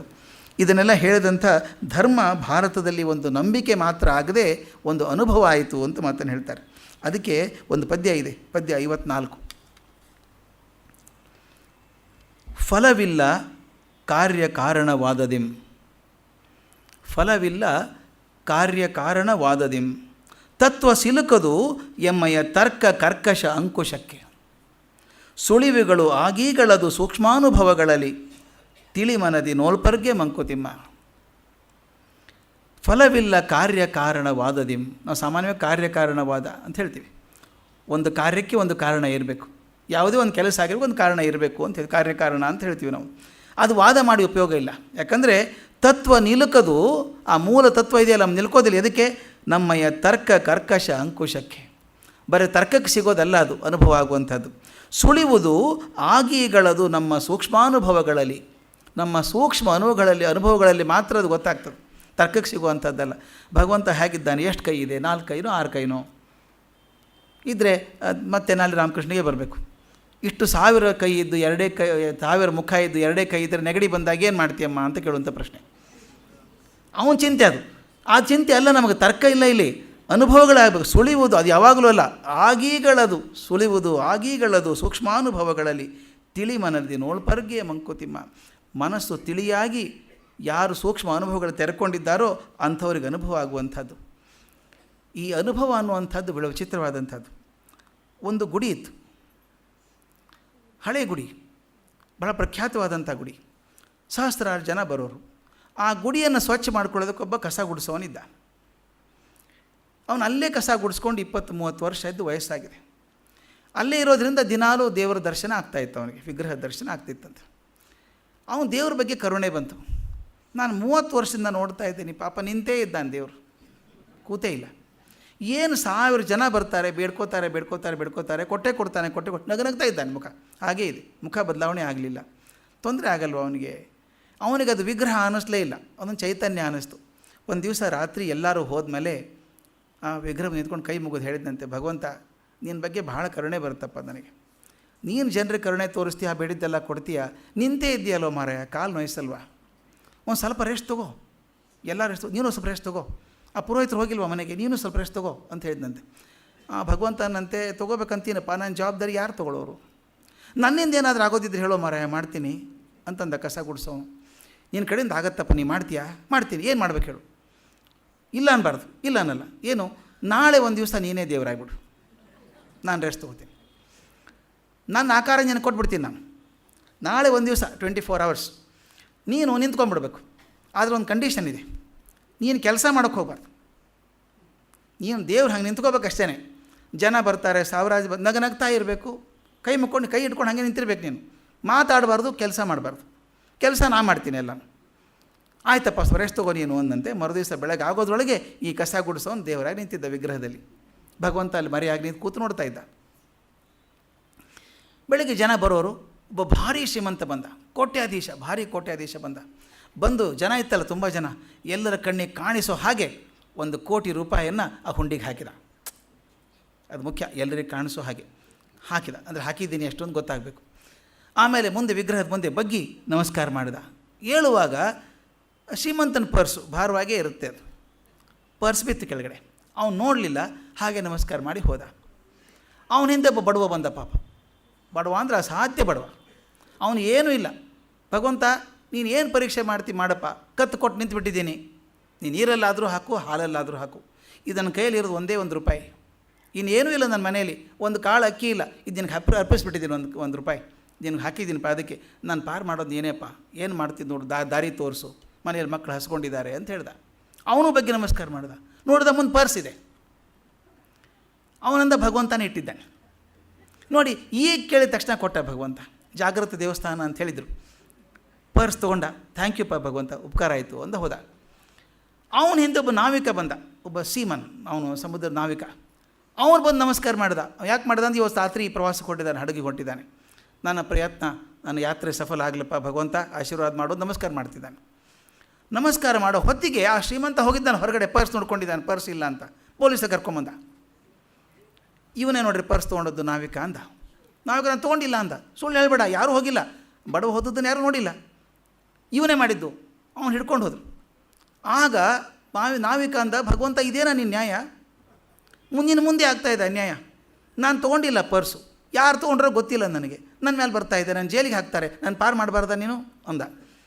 ಈ ಕಸ ಗುಡಿಸೋ ಒಂದು ದೇವರಾಗಿದ್ನಲ್ಲ, ದೇವ್ರೇನು ಹೇಳಿದ್ದ, ಮಾತಾಡಬೇಡ ಸುಮ್ಮನೆ ಇರು ಅಂತ ಹೇಳಿದ್ದ. ಸುಮ್ಮನೆ ಕೂತ್ಬಿಡ್ತಾ ಸಾಕ್ಷಿಯಾಗಿ. ಅವನು ತಡ್ಕೊಳ್ಳೋಕ್ಕಾಗಲಿಲ್ಲ. ಬಹುಶಃ ದೇವರಿದ್ದರೂ ನ್ಯಾಯ ಕೊಡಿಸ್ತಾ ಇದ್ದ ಅಂದ್ಕೊಂಡು ಹೇಳಿದಂತೆ ಮಾತಾಡಿಬಿಟ್ಟ.